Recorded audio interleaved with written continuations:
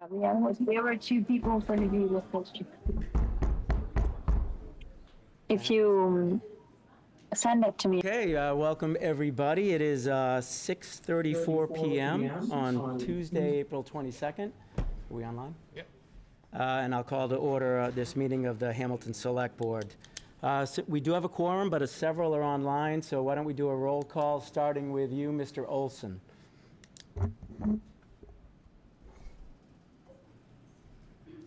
Bill Olson, can you hear us?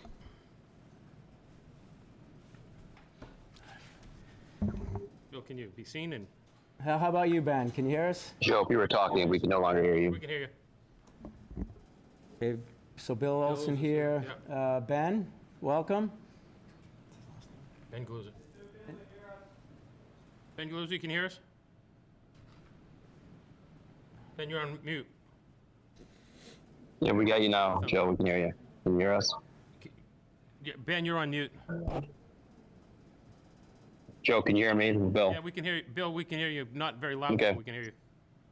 All right. This is Here we Ben. go. Now we can hear Ben. You gotta speak up. Okay. All right, how about in the room, Mr. Myers? Tom Myers here. Bill Wilson here. Rosie is en route, should be here now. There we go. On cue. Woo! Say, Hey, my friends. we're just doing a roll call. Do you want to say you're here? I'm here. Okay. Just made it. We'll give you a minute to settle in. Well, it's our first meeting as a reorganized board. Welcome, Ben, to the team. Look forward to working with you and hearing more about your ideas and how we move forward with the community. First order of business is to organize the select board. So we'll start by nomination and voting for a new select board chair. So do we have any nominations for chair? I'll nominate Mr. Olson, if you'd like to be the chair for the upcoming year.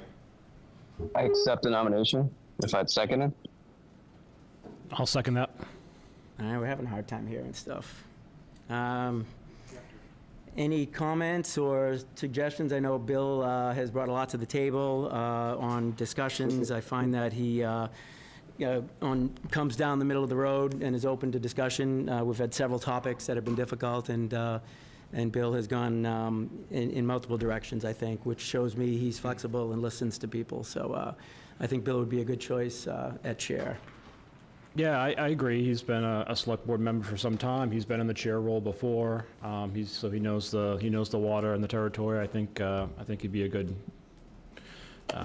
person to lead us. So I support that. Any other I comments? appreciate the nomination, and I echo your goals of building consensus, building conversation, and doing what's best for our community. Yeah, we have some rather large topics to cover, so that open-mindedness is something that we really all need to have. Any other comments? Ben or Rosemary? All right, we'll take a vote, a roll call. Mr. Olson? William Olson, aye. Ben? Ben Galuzza. Aye. Tom? Tom Myers, aye. Rosemary? Rosie Kennedy, aye. And Bill Wilson, aye. So congratulations, Mr. Olson. Thank are you. the chair. The next order of business is nominating vice chair. I'll make a motion to nominate Bill Wilson as vice chair to continue in the role as vice chair. Again, I think you've been a great leader in that role and filled in for the prior chair, Caroline, when you needed to and stepped up when you had to. So I think you'd be a great fit to continue in that role. I appreciate that. I'm happy to do that. I would also like to hear from Rosemary. I think she does a lot of good work for the board, always comes prepared. If you want to say anything about your own self there, I'd nominate you if you wanted to consider that position. I would certainly consider it if you nominated me. So I think we have some options. I do nominate Rosemary, and I also accept the nomination for myself. So let's see any comments or suggestions, further discussion. Is there a second for Rosemary?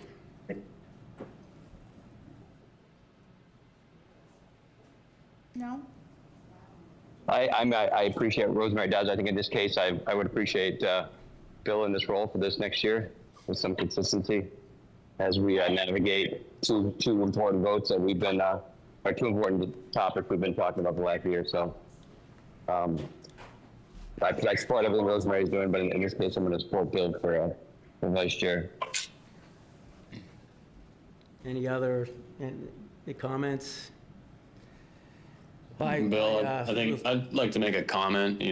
I think both of you would make fine vice chairs. I think, given what I've witnessed and when I've brought issues before the board, I've found both of you to listen and create the space.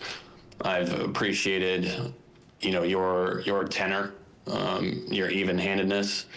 I think with the issues in front of us, should Bill Olson be out of town, your ability to create the space for people to carry on an open discussion, follow an open and transparent process. I think it's going to be important for Bill Olson as well, but to have you there in that second seat when filling in and helping set the agenda and run the agenda, I feel confident that you'll do a good job when he's not available. So put my support behind you for that. Okay, I appreciate the comments. So with that, I guess, Mr. Chairman, what's your call? But yeah, did we have a second on that nomination? I think I seconded it, correct? Yes. Joe? Yep, okay. Yes. All right, so any further discussion? I think we'll do a roll call vote on that. We'll start with Bill Wilson, Bill Wilson, aye. Rosemary Kennedy, Aye. Rosie Kennedy? Tom, Tom Myers, aye. Ben, Ben Galuza, aye. and William Olson, aye. So, I mean, I think we're a small group, and I think everybody's important, everybody's equal in this group, so I think this is, these are important roles, but I think in terms of how we manage the group, we all manage as equal, so, and we'll continue to do so regardless of our position. Joe, we have to now nominate a secretary? Yep. Yes, somebody needs to nominate a secretary. I nominate Rosemary for secretary. Do I have a second? Second. Rosemary, are you willing to be secretary? Sure, that would be fine. Thank you for the nomination. I accept. Are there any other comments? We'll move to a roll call vote. We'll start same order.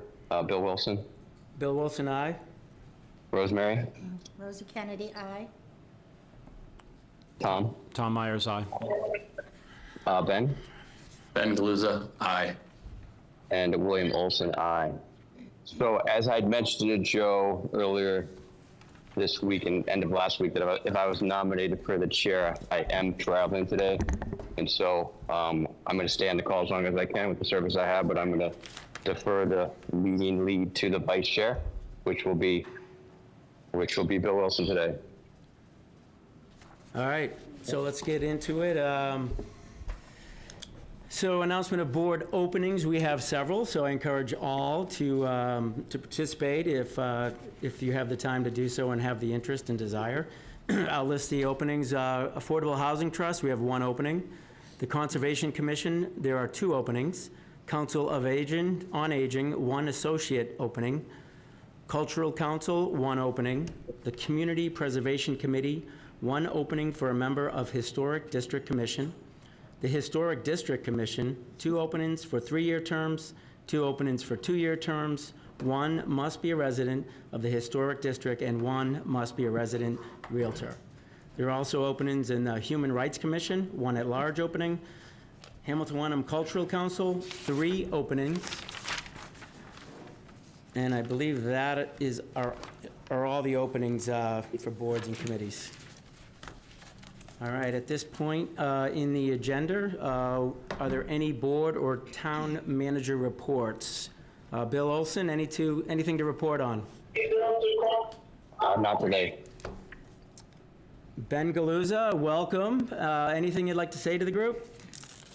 Just want to say that it's a privilege to have the opportunity to participate, and want to thank the community that came out to support me in this position, and really looking forward to continuing to listen and serve. And yeah, just very grateful to be here.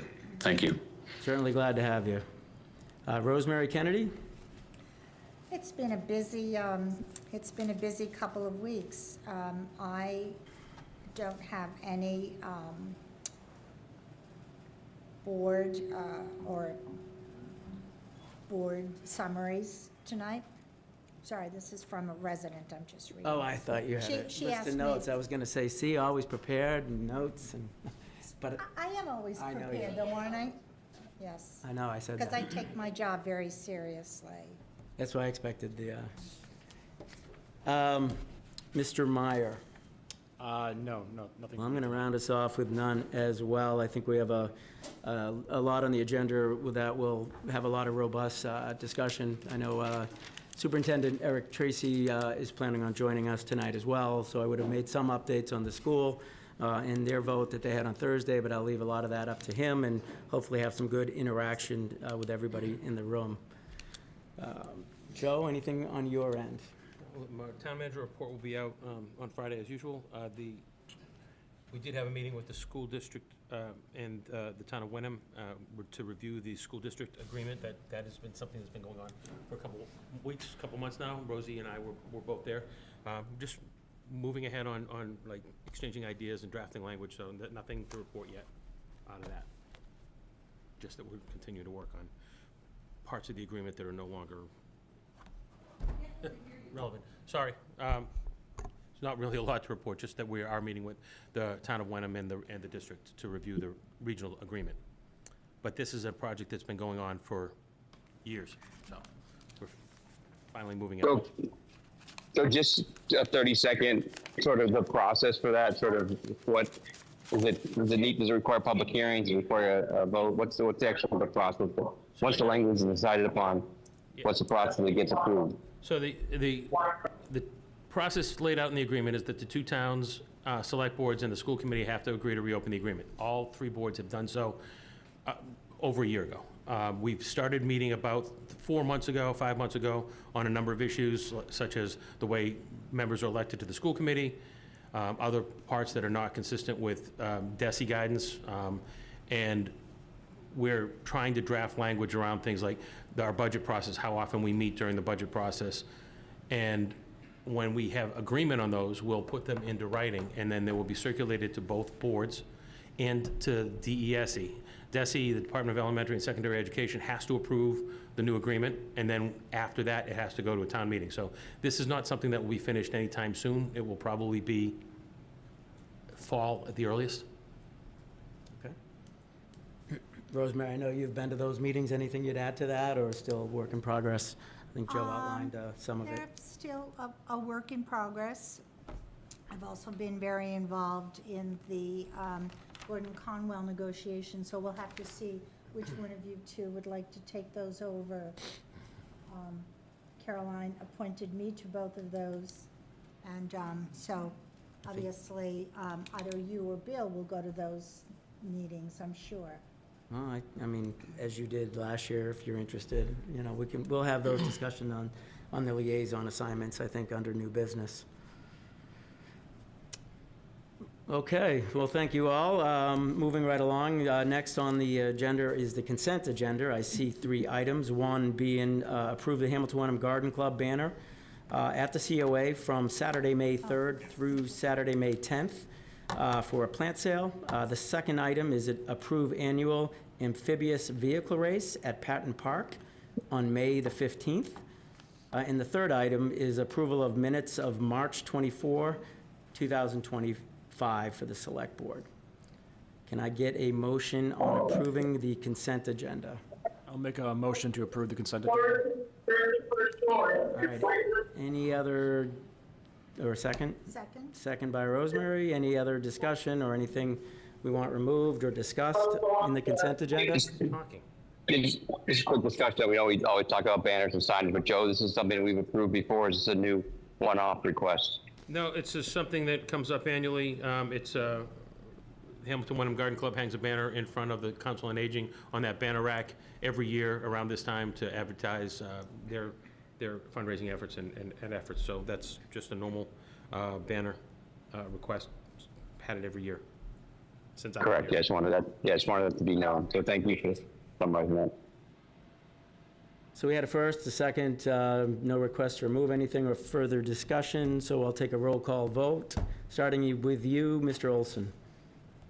William Olson, aye. Ben? Ben Galuza, aye. Rosemary? Rosie Kennedy, aye. And Mr. Myers? Tom Myers, aye. So the consent agenda passes 5-0. All right.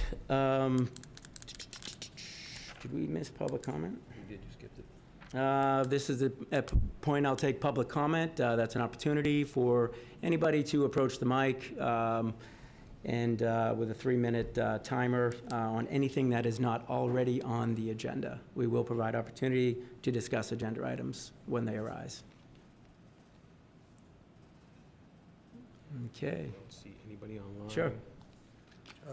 First of all, Edward Flynn, 2 Sias Lane. I live in Wenham. That's okay. Okay. I just want to make sure I heard you guys correctly. So I believe what you said was you're not going to be finalizing the agreement between Wenham and Hamilton on the schools until the fall. So that, I will take that as meaning that there will not be at either town meeting, a special town meeting, a question asking us whether or not we would want to reduce the vote from you're saying no? Is that? Yeah, no, not that I'm aware of. I would, No. No, the district council has previously advised the school committee that in order for any item in the agreement to be changed, it has to be negotiated between the towns and the school district, then it has to be approved by DESI, then it has to go to a town meeting vote. There's not any time to do that right now. The suggestion of council, district council, is also to do all the changes that you want to make in the agreement at one time, because the state does have a very rigorous review process, so. Okay, great, thank you very much. If I am allowed to speak again, I'm not sure what your rules are. yeah, no, you can. I do, it'll be probably later. I think at some point you're going to be talking about the consolidation of the schools. Would there be another chance to speak at that? Okay, thank you. Yep, thank you. Thanks for coming. Hi there, Michelle Horgan, 141 School Street. Oh. How are you? Great.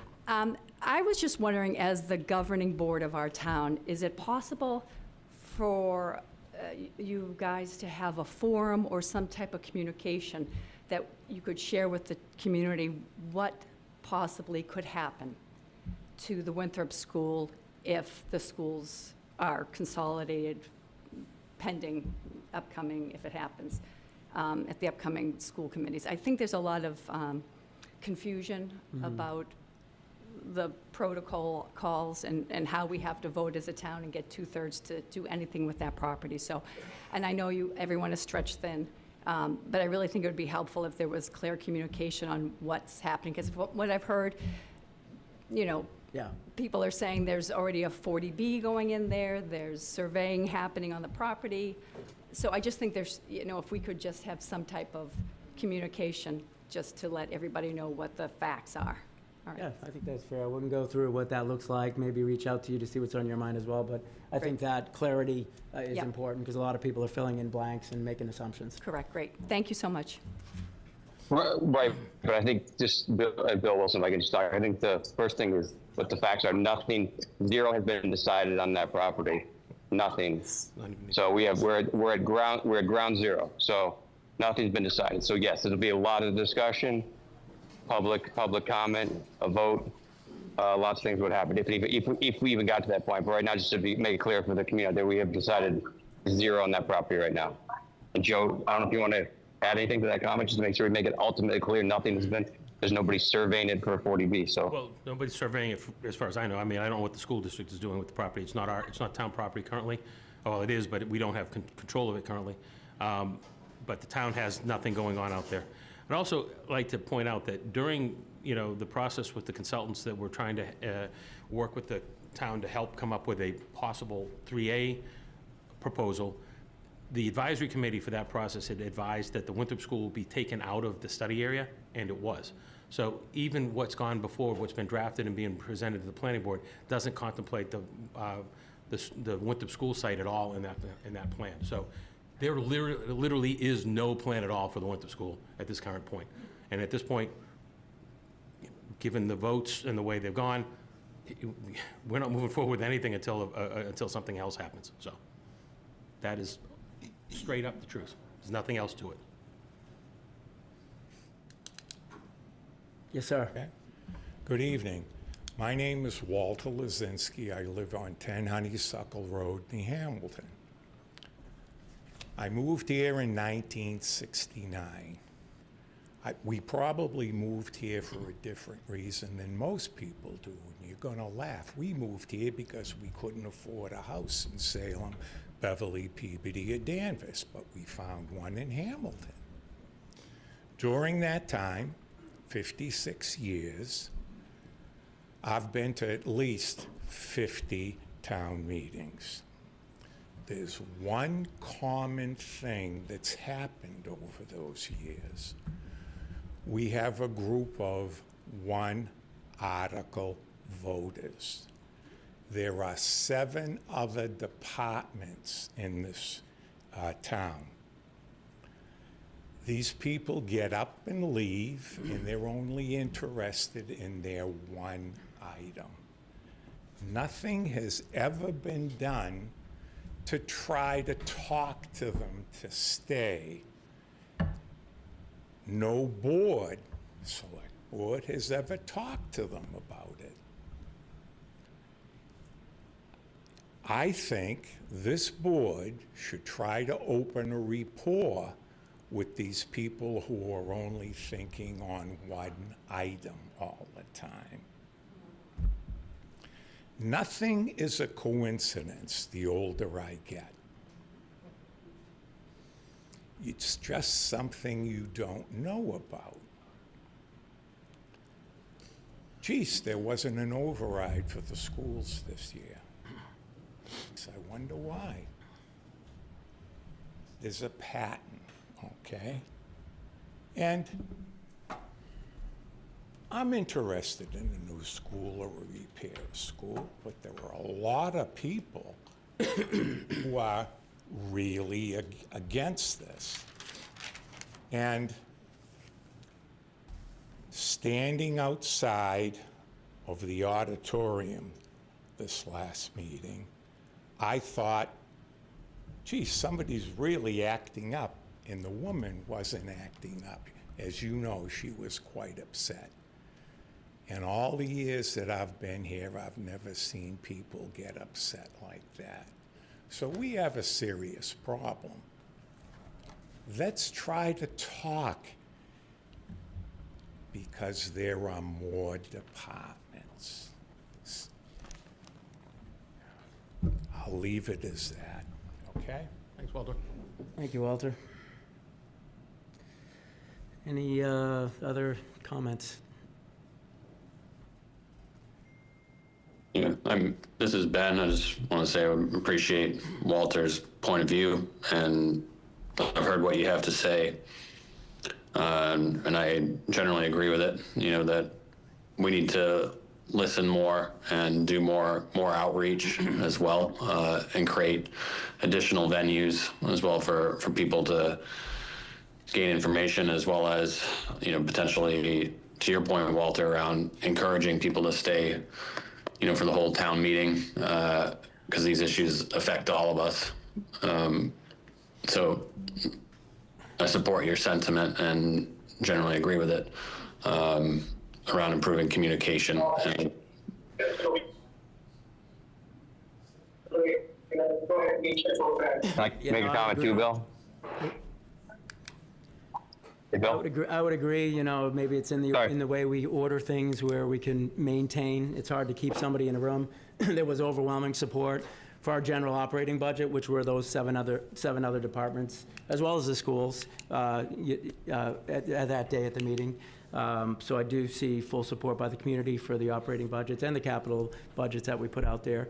Then we get into some difficulties on, single topics, and I think that's the gist of what Walter's talking about. Whatever the single topic is, typically people come, load the room, and then leave, and we had half the audience for all the zoning amendments that we had, so. Hard to manage that, but, we can talk about strategy down the road, but appreciate your comments, Walter. Okay, let's move on. We'll get into the agenda. The first item is approve appointment of Joni Melanson to the Hamilton Wenham Cultural Council. Mr. Melanson is online. I see Joni's online. I did read through your information, 20-year residence, raised your children here, looking to get involved in the community. So I do appreciate that. Is there any discussion on appointing Joni? Or Joni, would you like to say anything to the board?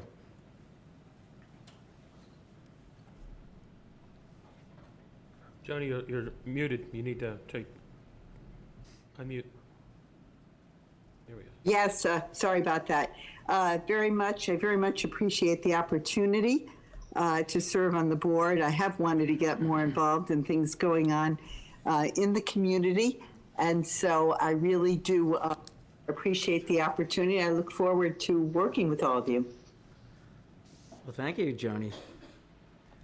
Can I get a motion to approve the appointment of Joni Melanson? So moved. Second. We have a first, we have a second. Any further discussion? We'll take a roll call, starting with you, Mr. Olson. William Olson, aye. Ben? Ben Galuza, aye. Rosemary? Rosie Kennedy, aye. Mr. Myers? Tom Myers, aye. And Bill Wilson, aye. So it's unanimous. Welcome, Joni. Welcome. All right, next item up is a recap of annual town meeting. We've started to discuss a little bit. I had mentioned, first of all, thank you to everybody involved, town clerk, all the volunteers, everybody that worked at it, the planning part of it, Joe and your team.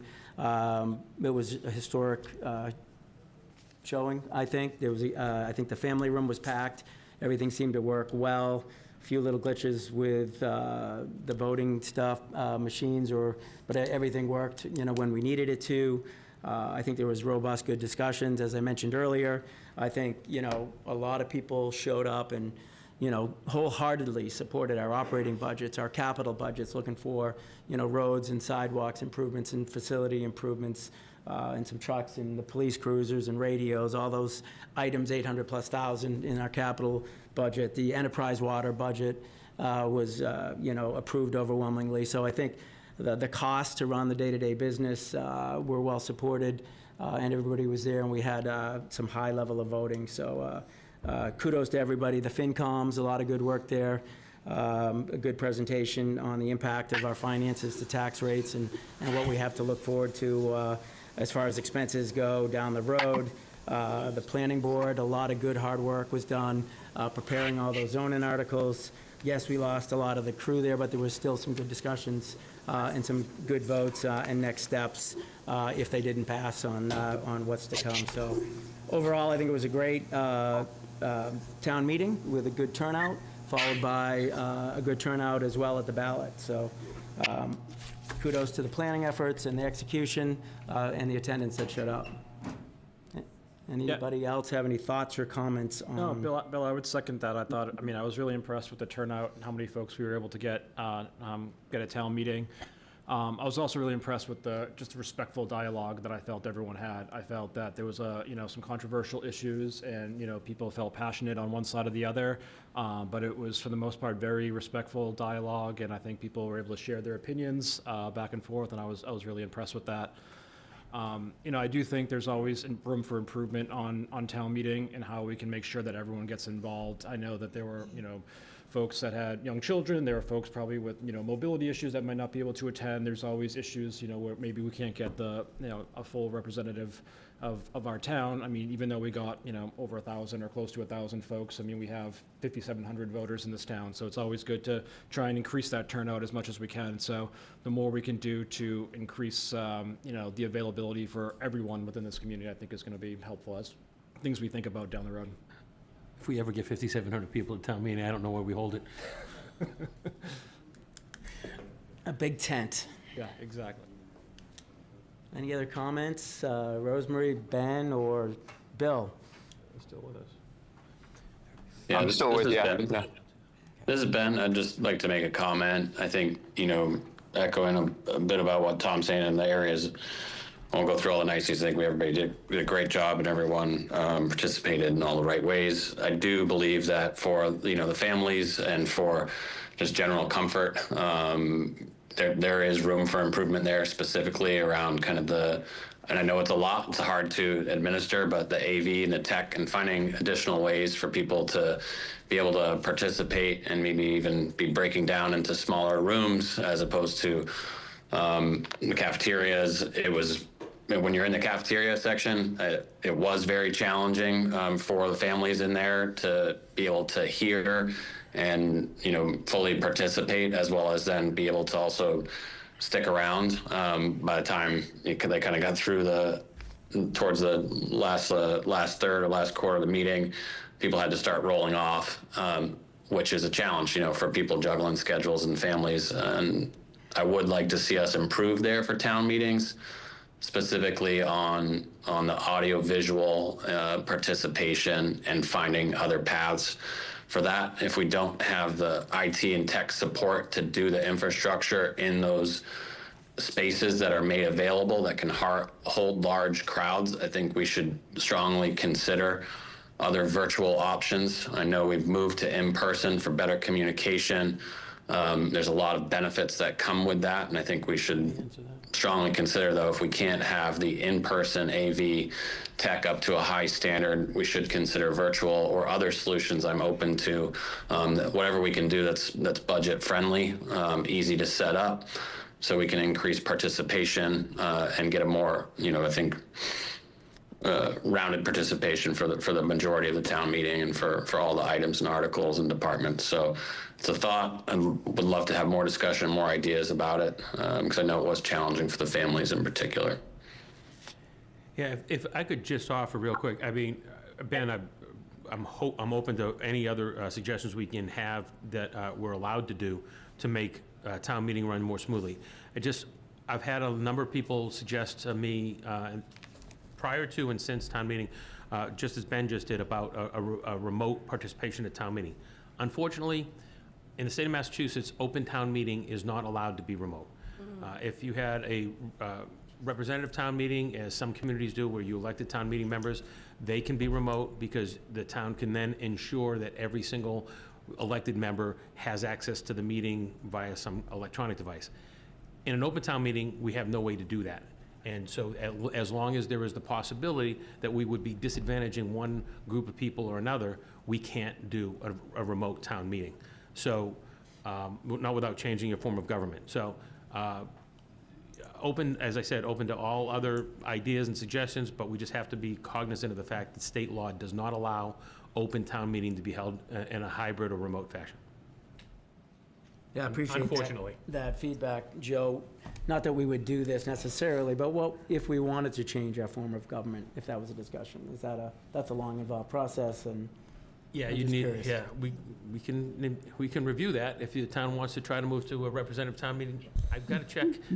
I don't know if we have enough population. I think you have to have at least 12,000 residents to be a representative town meeting, so I don't think we have enough population. Yeah, and I'm not suggesting we do that. I'm just, want everyone to understand the differences.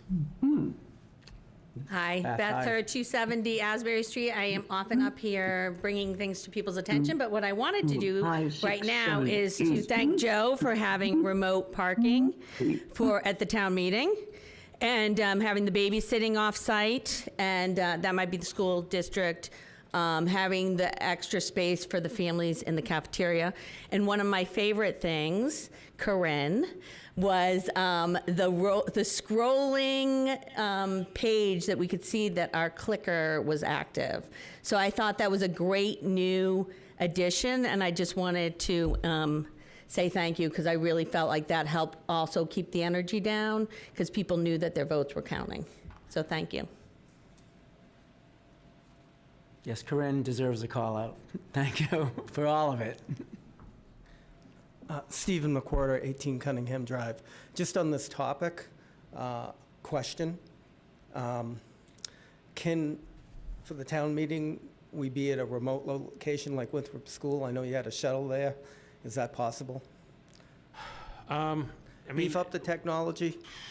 If you need help doing that, you let me know, know. I'll it's watch something what we you're could doing. maybe look into. Certainly, if we get more than 1,000 people, we're going to have to look for something, because if we were pretty much busting at the seams in our current location with that large a town meeting. I will caution us, we don't have, there are only a few rooms that are wired to be able to do what we're doing here. And I don't know that there's a space at the Winthrop School or any place outside of the library or our town hall when it reopens that we can do this kind of meeting where. But I'll ask some folks and see if it's possible to make that happen. Real quick, I'm going to just ask folks that walk in home, please make sure you're on mute. If you can't unmute, I'm going to have to remove you from the meeting. The wheels are starting to turn. Uh-huh. Find out who this is. It's a shame. Kelly Rollers. I've Got it. Edward Flynn, 2 Sias Lane in Wenham. Mr. Vice Chair, just as a point of order, I see one of the problems with representative, because I actually a big fan of town meeting, and I think everyone should go. I am as well. Like the gentleman spoke. The problem with representative for towns like ours is, I don't know what percent, like in where I live in Wenham, we get about 400 or 500 people vote. So you'd end up getting in your town whatever it is you normally get, and let's say it's 700, I don't know what it is. And they're going to be the same people electing the representatives to represent the entire town. So the problem is the number of people being represented through a representative way of doing it is far less than having. Does that make sense to you? It does. It Yeah, does. thank you. And this is the oldest form of government I think we have, but I enjoy it. It's just comes up with challenges as well, but every way will.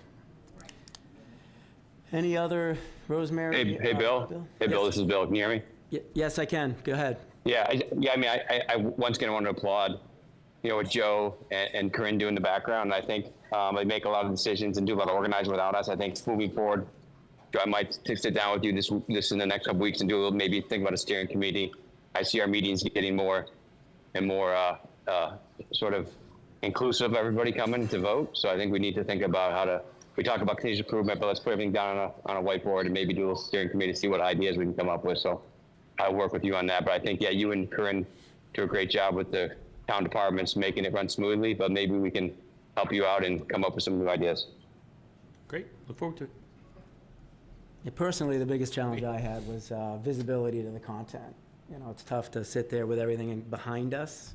I don't know if there's ever a way where I'd rather everyone else see it, but it struggles from the seat we sit in. Yeah, we've talked about putting the screen on the floor in front of us, Bill, and I definitely, that's going to be one of the things so we can see things in front of us. Awesome. So. Well, good recap. If there's no other, I think this is a great transition into, our next topic,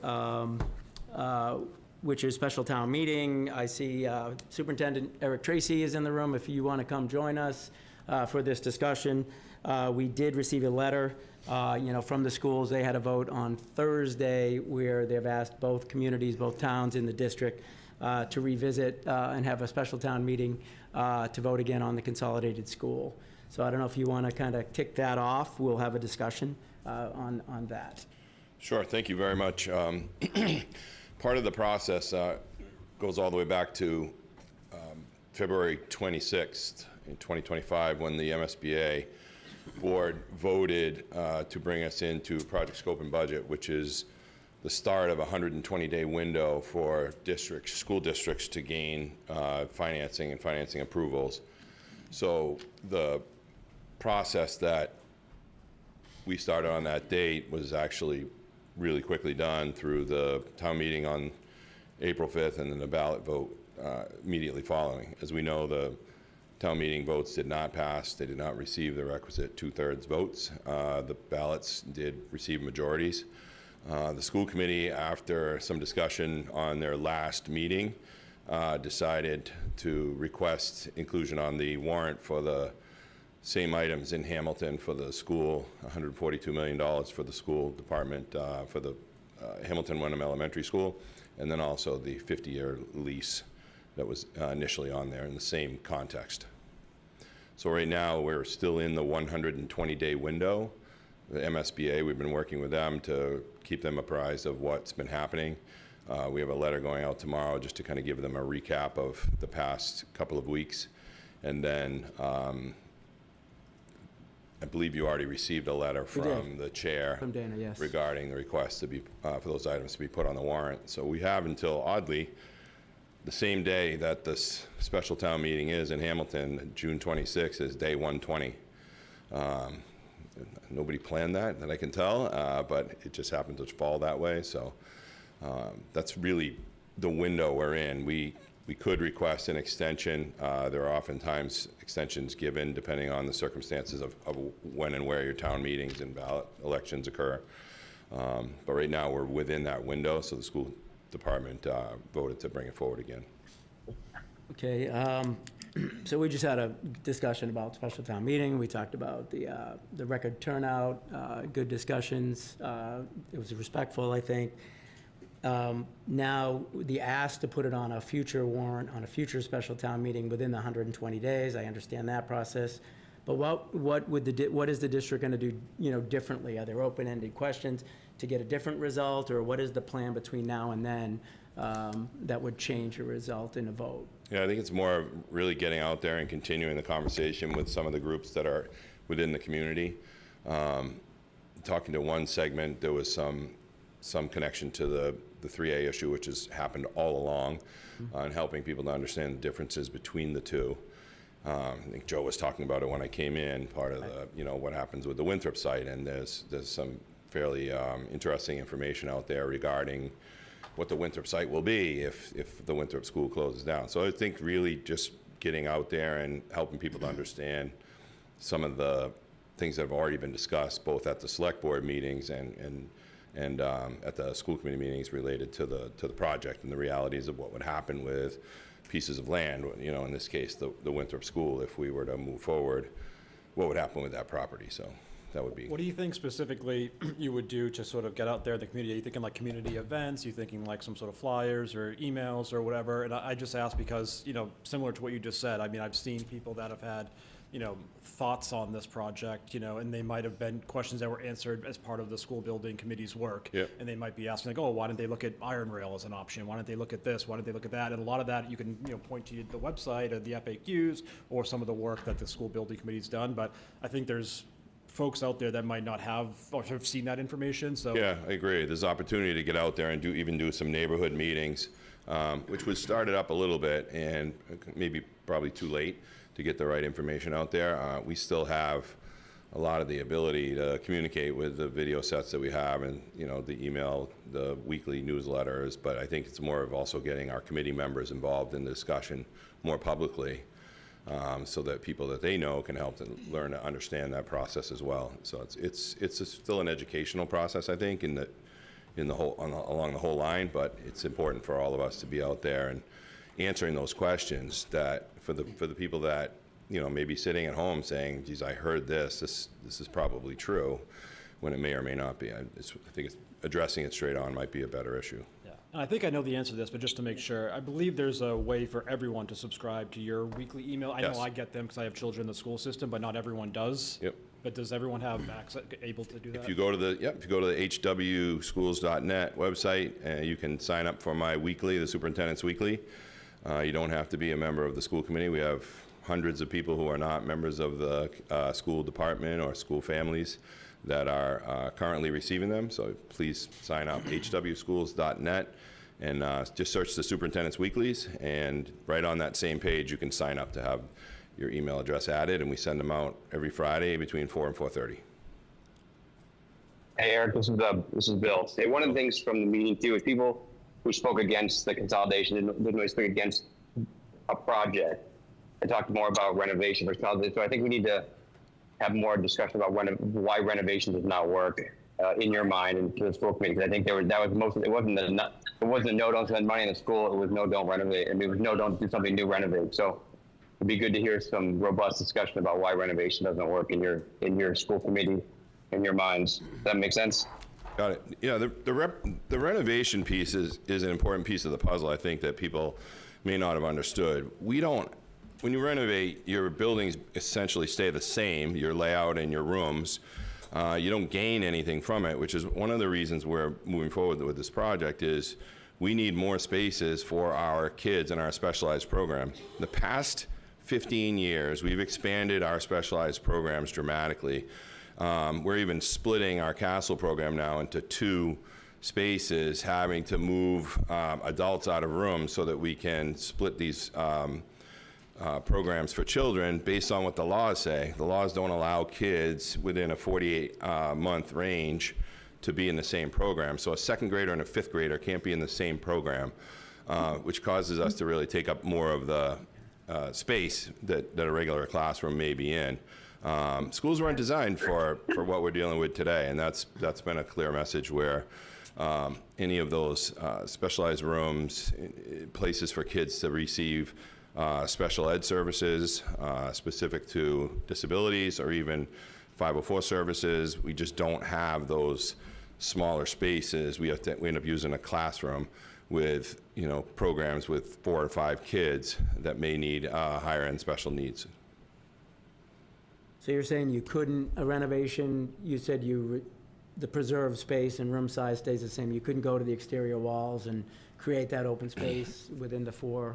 Right, a straight up renovation would not really change the outlet. You'd have to do a renovation addition probably to gain space within a particular building. So if you took the Cutler School, several of the options were renovation and additions that would have, helped that to be in that process. So Eric, just so I understand, you're Sure. saying that you couldn't gut the Cutler School to the walls and reconfigure the space and do a small addition. That would not be possible. That's what you're saying? Do I understand that? no, I didn't say that. I just said that a straight up renovation is generally, the way it's been described by our architects is they leave the walls in place and they just kind of clean everything up, HVAC, add sprinkler systems, add fire. Intact. Yeah, the outside wall is intact, but that's where, if you go into the Cutler, our classrooms go to the outside walls. So you'd have to add something on to the building. You'd have to add something on to more than just the Cutler if you kept all the schools. We need space. We're at that point right now where we're spreading out to programs, specialized programs, and trying to even bring some back in. We've always had this conversation going on how do we bring kids in from out-of-district placements? Where can we put those programs if we were able to build it? One of the ones was our language-based programs, and that language-based program now we brought it back in. It's been successful enough that now it needs 2 spaces. So In the elementary schools, you're doing language? language-based, not foreign languages.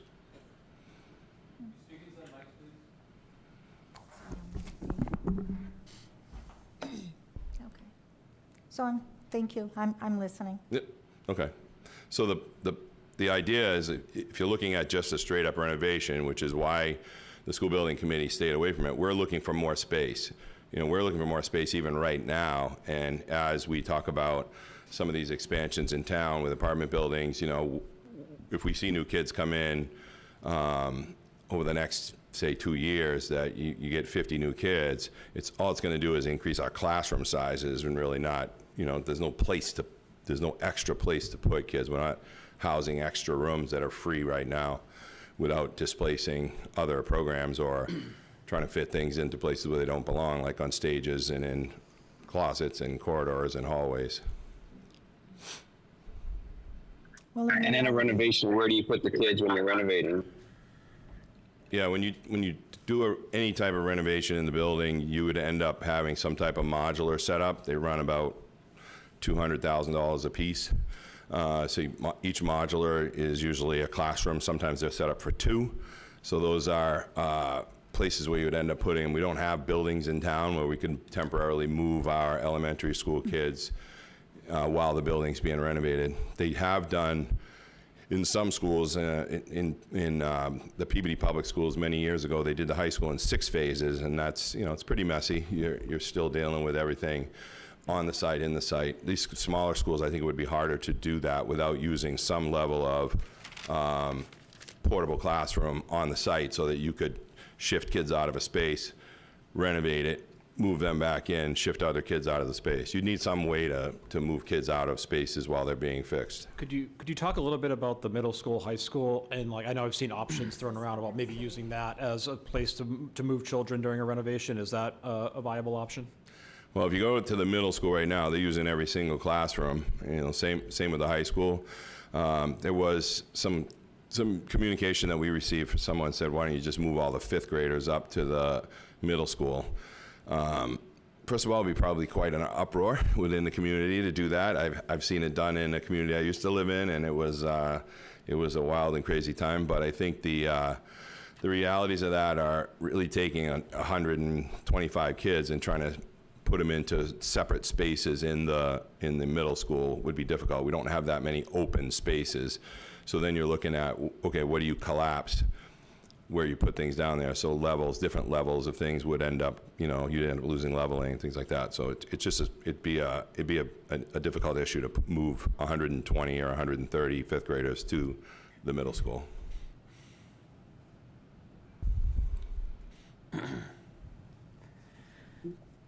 Eric, this is Ben Galuza online here. As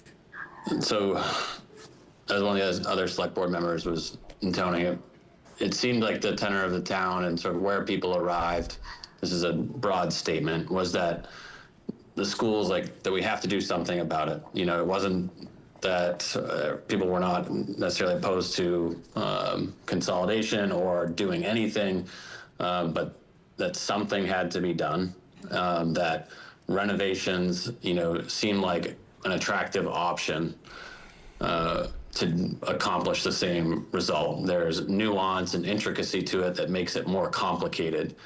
But could you speak about if the school committee and the towns and both towns did head down that path, what would the timeline of that process look like, just in broad strokes? I don't need a detailed answer, but if we wanted to pursue that avenue, what would that look like before just even starting, analysis and design, and then, if you have to decant user groups, then move them back in, all those things. What would that timeline look like before the children are kind of butts in seats in a new refurbished school? So are we assuming MSBA process?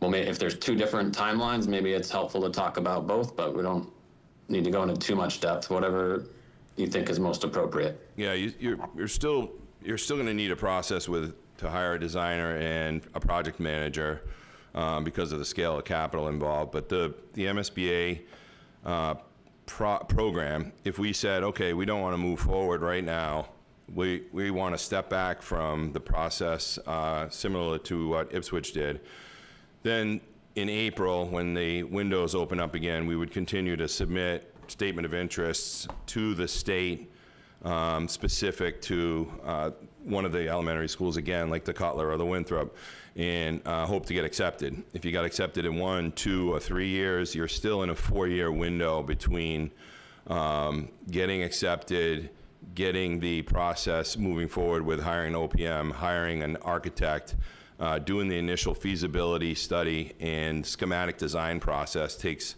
about 8 to 10 months. And then you're looking at another 2.5-year window to actually build or renovate, depending on what scale you did. It could be 2.5, could be less, depending on the scale of renovation or addition that you chose to do. So it's hard to nail down a timeline, but it generally runs, if you run through MSBA, it's usually a 5-year window from start to finish.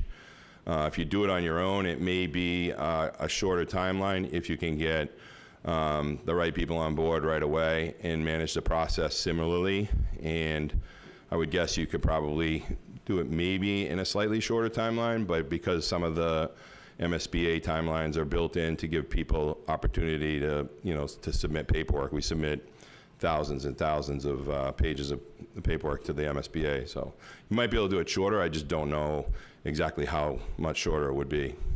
And is that So- with 3 elementary And Eric, schools? if, would that be per and real school, quick, or Eric, would if they you, all if go we, as a group? if the school voted for the renovation, when would kids have been butts in seats? Number one. Number two is, if the town decides renovation is what they want to do, how do you guys decide which school to renovate first? How do you have that inequality discussion? Where does that start? Have you ever seen that happen before in towns? And how do you debate that one?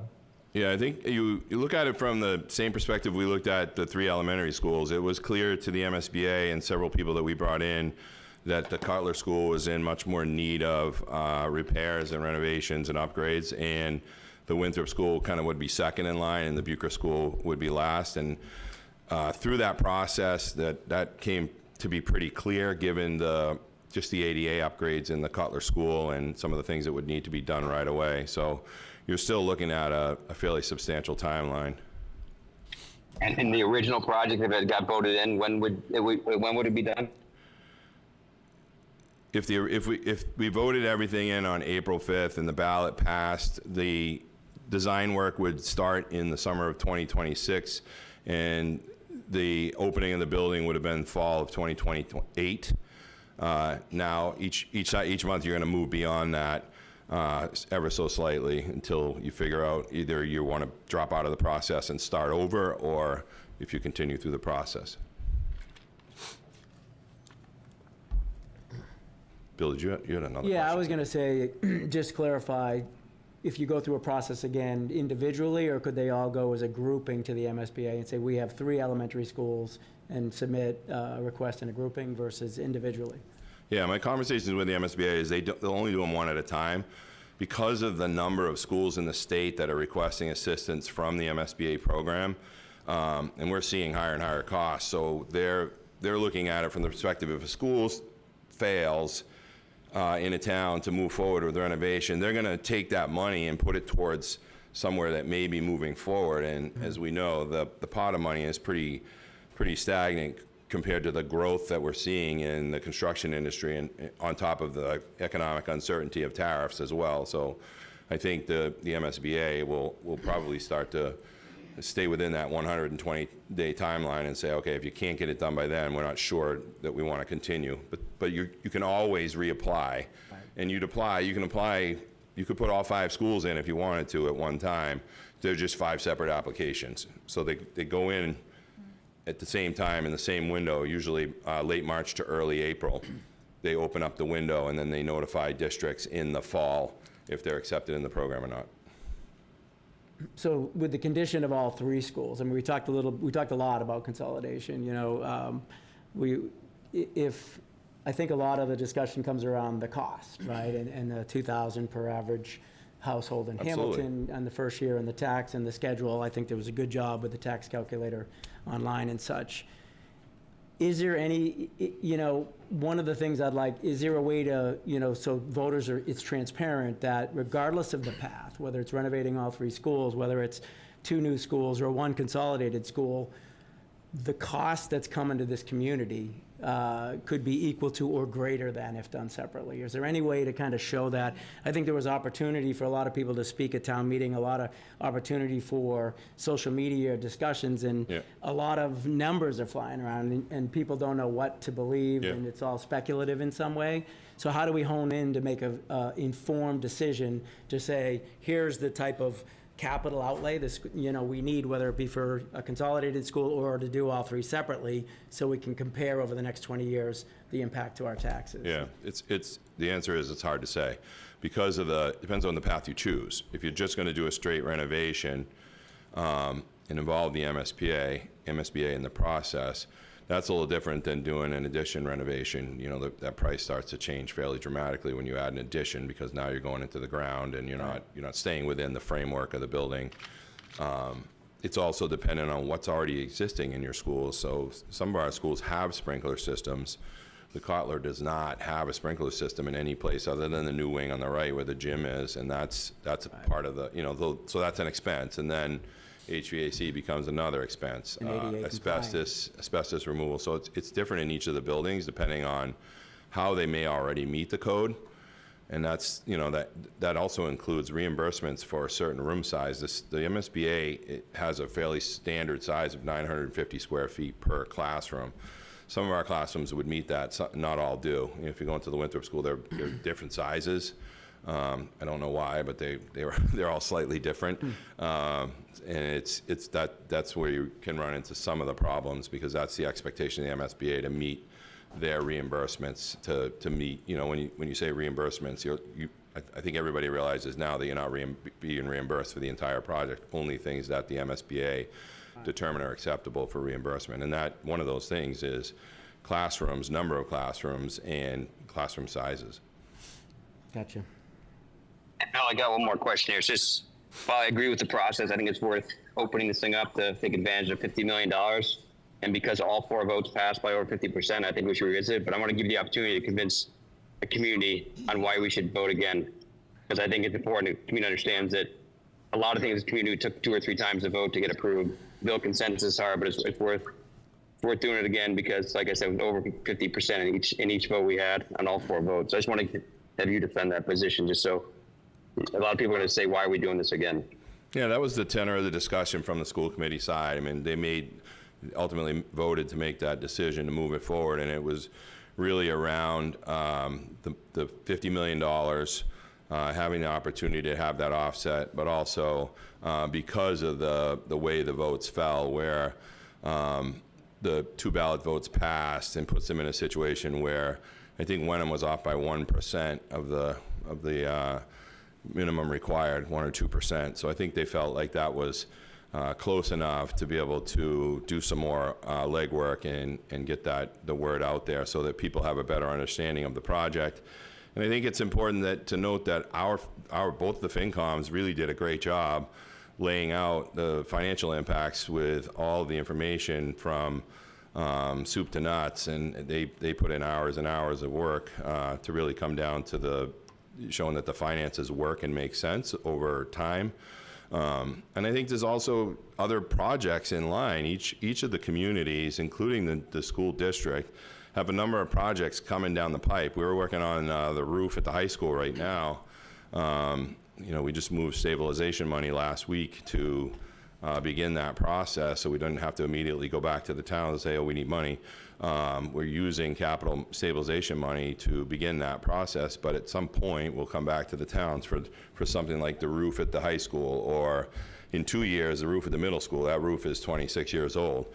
We're still looking at big projects within each of the communities, whether they're based in water or facilities or infrastructure. I think those are all important things to keep in mind. So we were looking at it from the perspective of, over time, trying to manage along with the community issues that are definitely coming at us, including some big events. And that's just really good finance as we look at it across the board. But I think it's also the $50 million really plays in the conversation with the school committee people, and there was some trepidation, I think, in the conversation for those who listened to it. It was a difficult decision for several of them to come to, but they felt like they would be willing to do the work to move this forward. I have one more question. I don't know if it's for Joe or maybe Eric, you want to weigh in as well, but we've gotten a lot of emails over the last couple of weeks around, for and against, doing a revote. And I know that the MSBA guidance says like 120 days from February that it's allowed to come back. But do we have any opinion from like town council or anything about whether we can, legally bring a vote back? Does it need to be a change in scope? Can it be the same vote? Is there a timeline or anything like that we should be aware of from like a legal framework? The only timeline is the 120 days that the MSBA has. Okay. Legally, you can bring the vote back if you choose. It's up to the board to decide if you think that's something that you want to do. But legally, you can bring the vote back. All right. We had the same opinion from our attorneys as well. Legally, we could bring the vote back, and the order of the vote didn't matter. You could do the ballot first and then the town meeting. So essentially, that's how that works in the opposite direction. Thank you. Do we have any, it's my understanding Wenham already voted on this. Any feedback, or have you spoke to their town administrator on discussions that? So the select board didn't specifically vote on the request from the school committee because they took a vote before the school committee acted on Thursday night. But my understanding from the town administrator is that the Wenham Select Board endorsed the idea of bringing this back. But Sorry, the Wenham Select Board, I believe, voted unanimously that they were in support of bringing it back to town meeting again. But they had not had the formal request from the school committee at that point. Right, they didn't receive the request from the chair. At that time, their meeting, I think, was the Monday before the school committee. But they voted anyway. Yeah. So do they still need to make a formal vote after or does that? I mean, Sounds like they voted. They set the warrant for their town meeting on June 9th, so it's up to them to add it to the warrant, so. I would say at some point they're going to re-vote it in because they know they need to re-vote the final warrant, so I would guess that would occur the same way. Their conversation centered around just kind of leaving the opportunity available if the school committee approached the select board, and as we all know, that letter from Dana came after the fact, so. Can you talk about Bucher a little bit? Like what type of costs do we expect coming at that school? You mentioned the middle school roof, the high school roof. We've talked about the consolidation of the two schools. What about the Bucher facility? So Bucher right now is we have a company looking at the roof, the flat parts of the roof. Doesn't look like there are flat parts of the roof, but there are. Those are kind of at end of life too, not as big as a project as our other buildings because most of the rest of the roof is good. But that's one of the areas.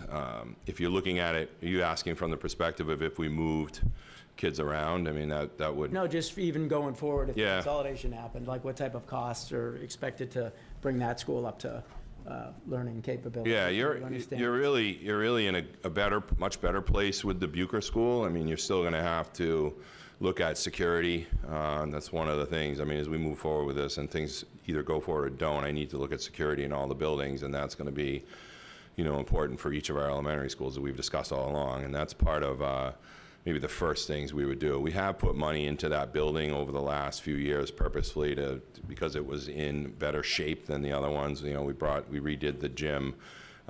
Years ago, we did boilers, high efficiency boiler replacements. We're looking at rewiring, redoing actually the communication system in there, so in case of an emergency. But right now, that building is usable. You have some life within that building. Okay. Probably ventilator units will be the first major item. One of the things that we've learned from Vicki Massoni and the people that she works with through our energy people, all of our elementary schools have rooftop units or classroom units. They are all really at end of life, so those will probably be the priority to get in there and do that work, and that work also opens up the possibility of asbestos or other materials that may be in these buildings. When they were there's clearly asbestos. We've been taking asbestos out of the Bucher for years. We finished the last classrooms last summer, but there's still the possibility within the cellars and the piping and possibly in the attics.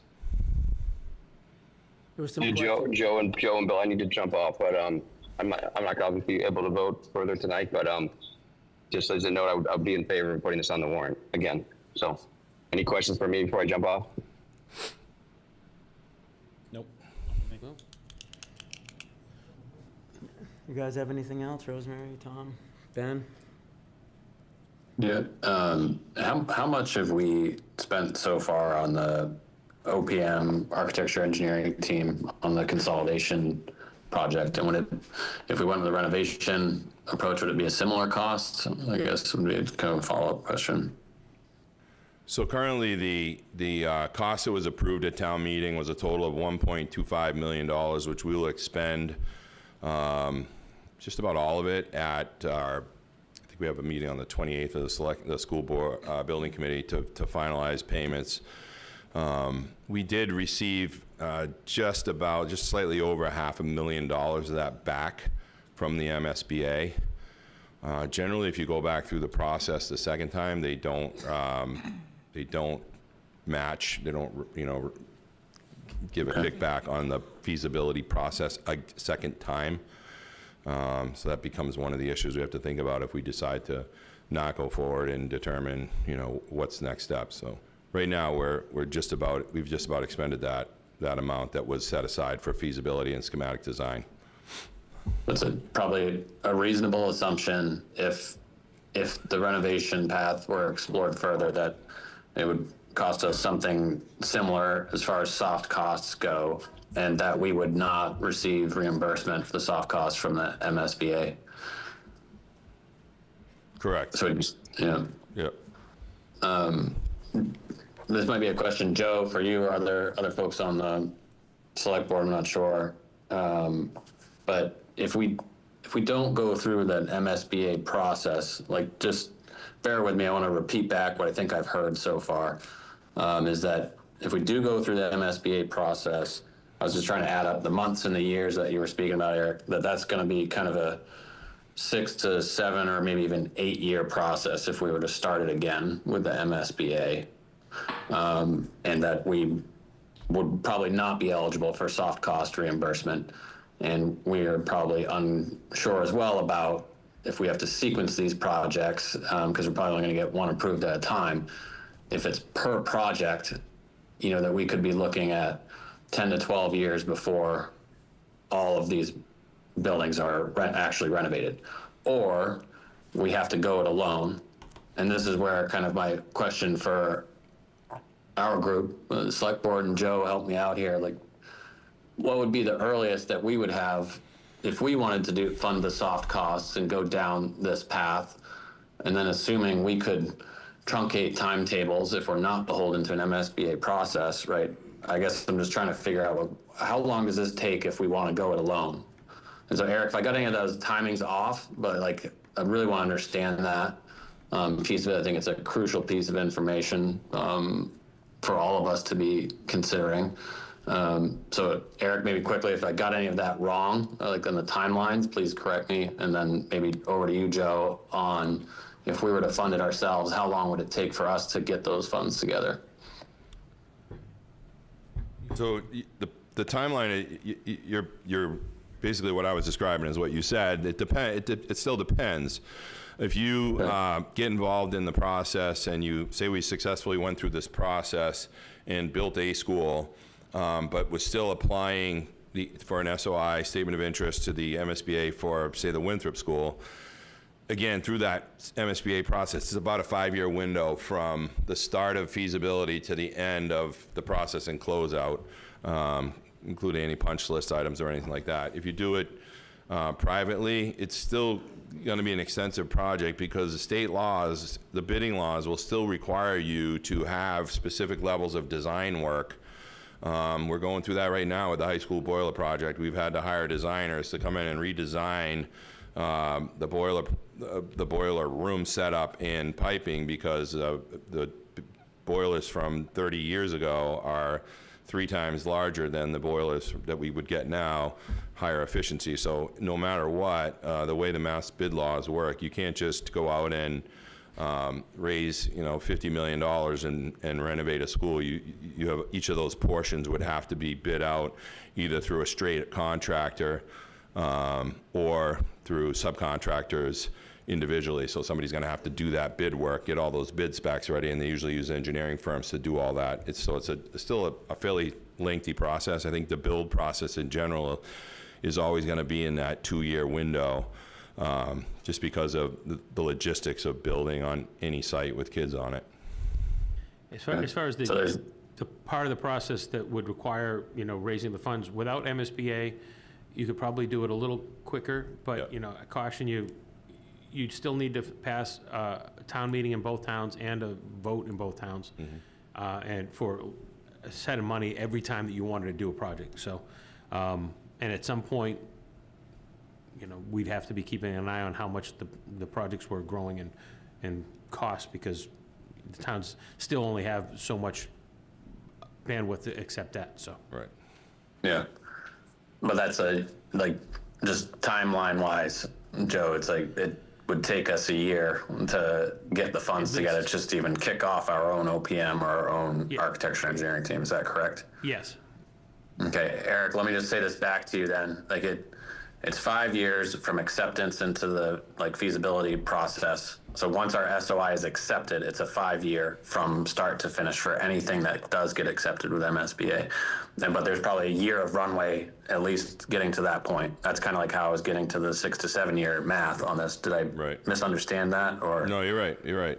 That year runway is really dependent on what you're going to do, what level of design work, what level you're going to bring in separate engineers to take a look at different aspects of your project. So I think a year is a good timeline to do that basic in design. Yeah. Thanks. I don't have any more questions for now. Thank you.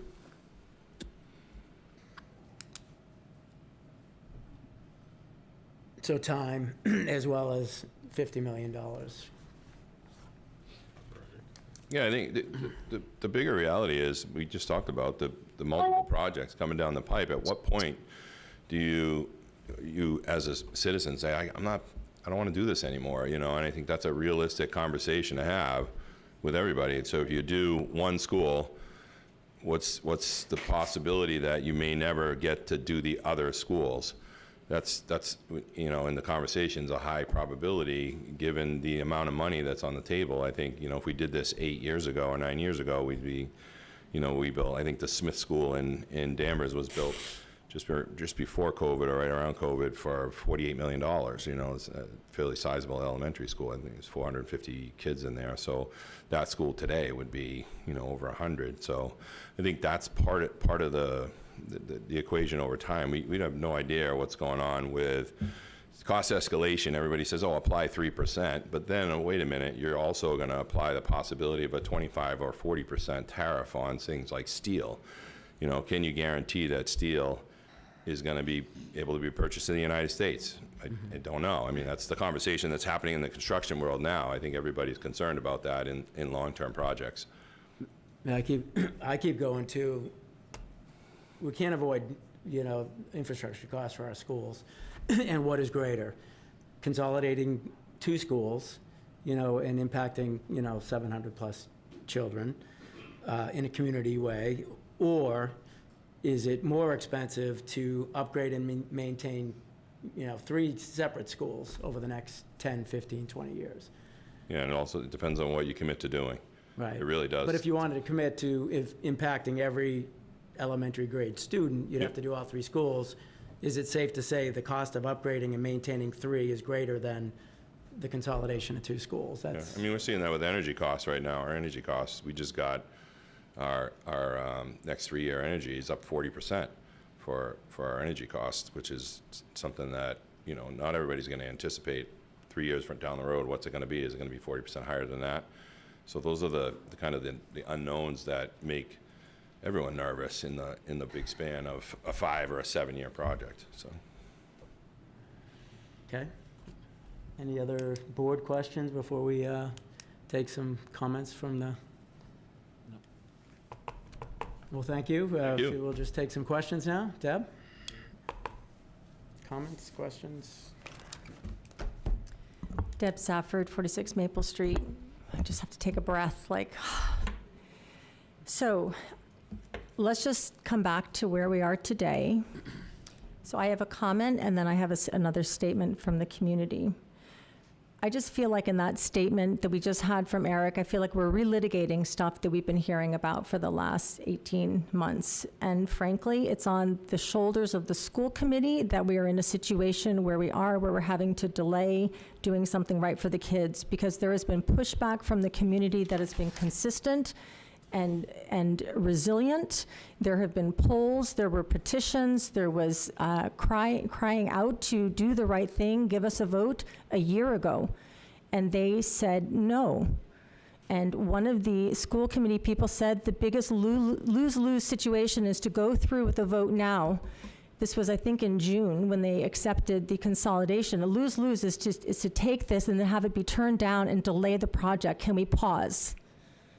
And everyone thought, no, we can re-educate the community. Did you all hear that? That's what this is about, is a re-education. That's the strategy. To do another vote is to re-educate, to tell you the exact same things that we've been hearing. There's nothing new. We have all the questions that y'all asked, those have been known about the renovation, the resistance to it, the problems with it, and the reality is that the people voted on April 5th, and they did not meet the 2/3 supermajority. And so to consider that we should just re-vote, that's just like bad parenting, right? Like, we all know that boundary setting and parenting is really important. If you don't set healthy boundaries and the kids do things wrong, they keep doing it because they think it's okay. And that's what happened with the middle school project, right? Like, it just kept coming back and back and back, and they wore us down and they did it. So what does that mean? That the yes vote is okay and that's acceptable in the community, but a no vote just means keep trying? Your vote doesn't matter? Where's the equity in the vote? Where every vote matters. Where's the equity for all the citizens who dragged themselves to that town meeting and voted, okay? And the fact that there is a small majority of 14 people, that is not significant. And I think it's reckless for this committee to think that you have the power to take away everyone's vote and say, let's do it again, and let's just re-educate, let's have another forum, let's have another committee, let's have more advertising dollars that we're all paying for, by the way, okay? It's just not right, okay? And I'm sorry for the people that didn't get what they wanted. I'm really sorry, I get it. That was the way I felt with the turf field, that's the way I felt with the pool, but guess what? Those didn't get re-voted. Those votes stood. Okay, and when the people came back a year later on the turf and said, hey, here's new information about the environmental impact, what was said? Even by the attorney, hey, the vote happened. It stands. Why is this different? I just don't understand it, and I'm sorry, I've been standing there listening to this.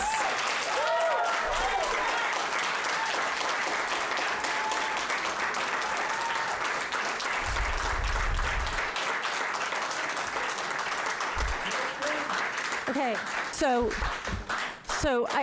I'm not standing up here for applause. I'm standing up here because we have to do the right thing for every single person in this community. And this was a record turnout at town meeting. It was a record turnout at the polls.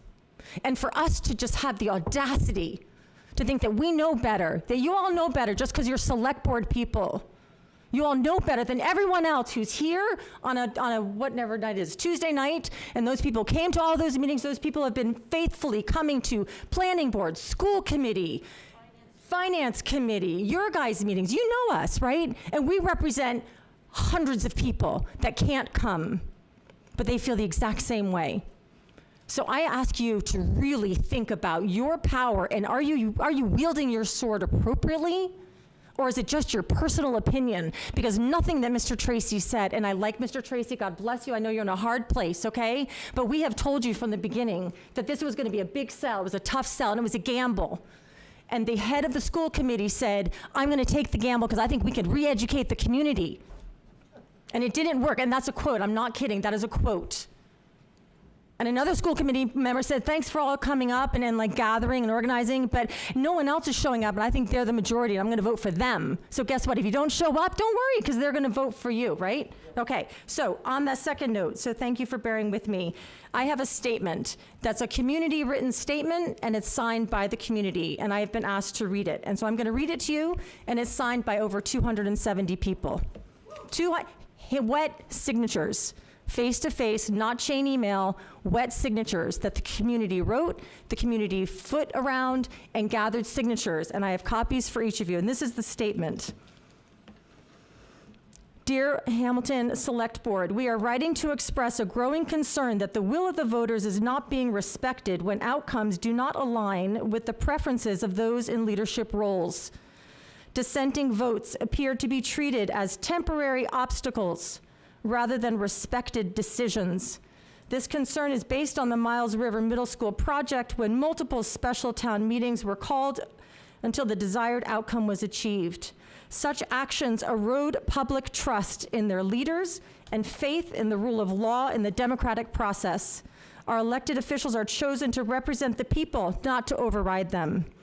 At the April 2025 annual town meeting, the Consolidated Elementary School project failed to achieve the required 2/3 supermajority, receiving only 57.7% support despite record-setting turnout, off-site childcare, town-sponsored shuttle buses, a family room for childcare, and numerous advocacy emails from the superintendent. The subsequent ballot vote showed an even narrower margin, 50.3% in favor, passing by 14 votes, with 44 not voting. And I know people who voted yes that didn't understand the question and are not in favor, which by default could be argued, these abstains could be argued to be a no. This downward trend in support from 57.7% to 50.3% is not indicative of growing momentum, but rather of a divided and increasingly hesitant community. We, the undersigned, 1, urge the Select Board to honor the outcome of the annual town meeting and not move forward with an additional town meeting aimed at re-voting for the approval of this large-scale consolidation project. 2, we implore the Select Board to not alter the regional agreement to lower the threshold of approval. Taking on debt must require a supermajority of residents. 3, we ask you to require the school committee to explore more fiscally responsible, community-aligned alternatives, such as phased renovations, expansion of existing schools, or modest new builds, all of which remain eligible for reimbursement and better reflect the feedback of our residents. Thank you for your service and for considering this request with the seriousness it deserves, and is signed by 270 residents.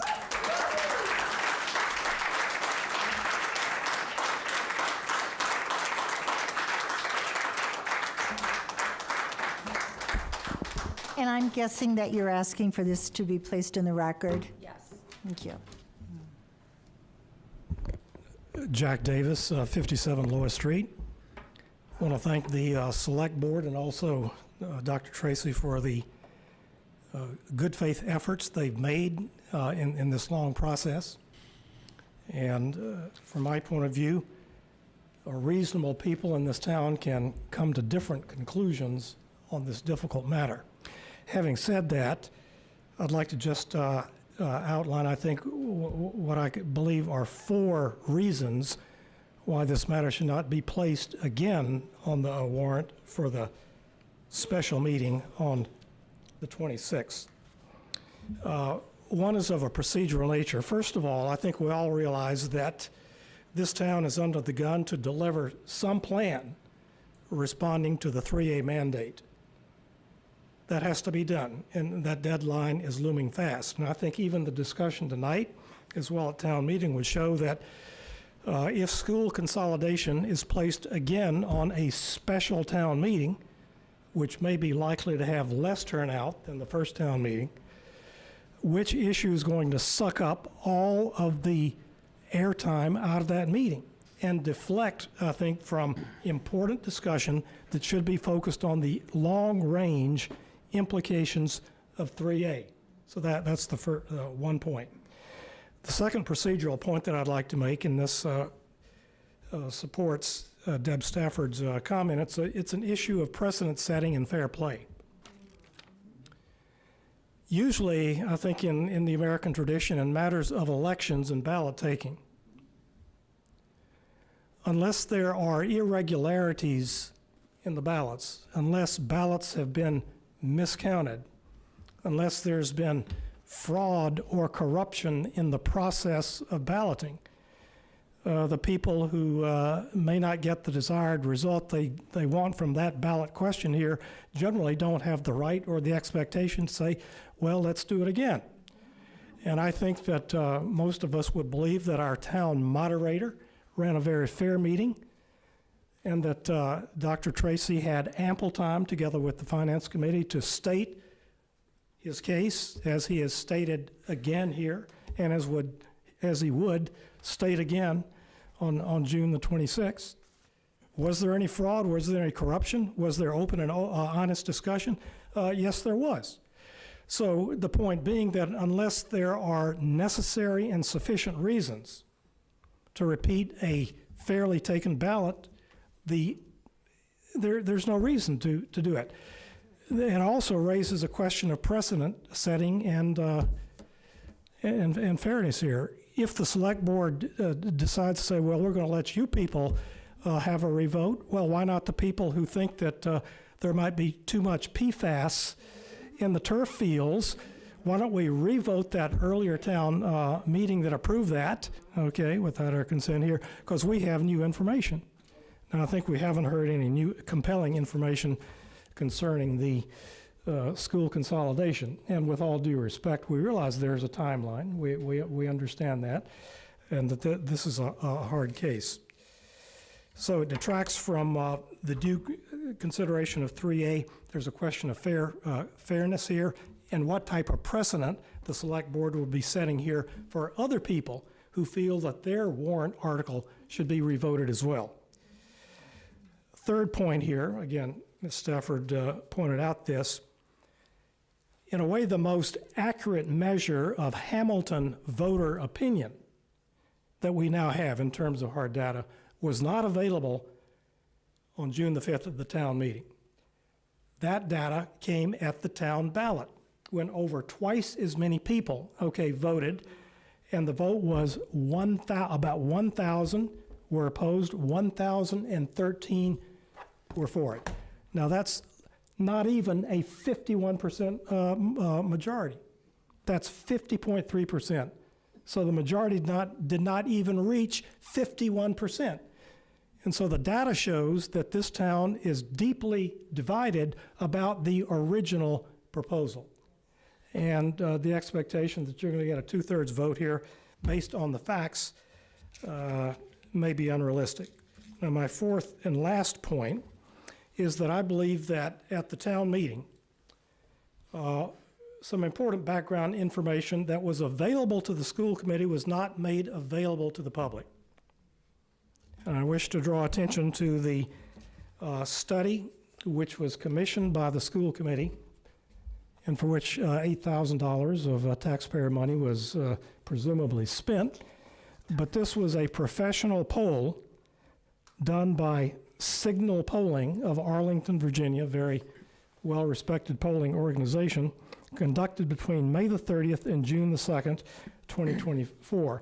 And it actually presented several different scenarios, of which the big consolidation project was only one option. There was another option saying that, well, how about simply redo or reconstruct Cutler here and leave the rest as is, okay? And so it turns out, and this report, by the way, and I have copies of this available to any interested people. In fact, you don't know about this poll, was discussed at the June 5th, 2024 school board meeting, okay? But for whatever reason, the results were not generally reported to the public because all of the data was negative because no proposal that was put before the people who were being polled achieved a majority vote. And as a matter of fact, the proposal that had the least support, and that was the most expensive, namely school consolidation, okay, was the one that the committee recommended. Whereas the proposal that cost the least and actually had more support was not reported out of that committee. So in terms of transparency and a well-informed electorate, I would like to know why. Ask you to wrap it up, please. Okay, but I would like to hear from Dr. Tracer of the school committee why. Yeah, he was invited as part of the discussion. Why this information was not shared with the public. Thank you very much. We typically do 3 minutes. And I thought the poll was shared. I agree with the poll in his readout, but I thought that was shared, all that, the poll data, that was available. I saw it, but I assume it was on the website. Rick Mitchell, 36 Rock Maple Ave. I have to have a number of comments. One is I have to look at the comments about democracy and respecting the will of the voters. Well, it was just stated 58% of the people voted at town meeting for school consolidation. Well, that's respecting democracy because that's how democracy works in this town and across the United States. Was it 51% who voted for it? No, but it was 14 more than needed. It's called 50% plus one. That's democracy. That's what our country was founded on. There are 5,700 voters in this town. 900 showed up at town meeting. That's less than 20%. So there's a great silent majority out there that didn't speak, that formed no opinion, or at least didn't express any opinion.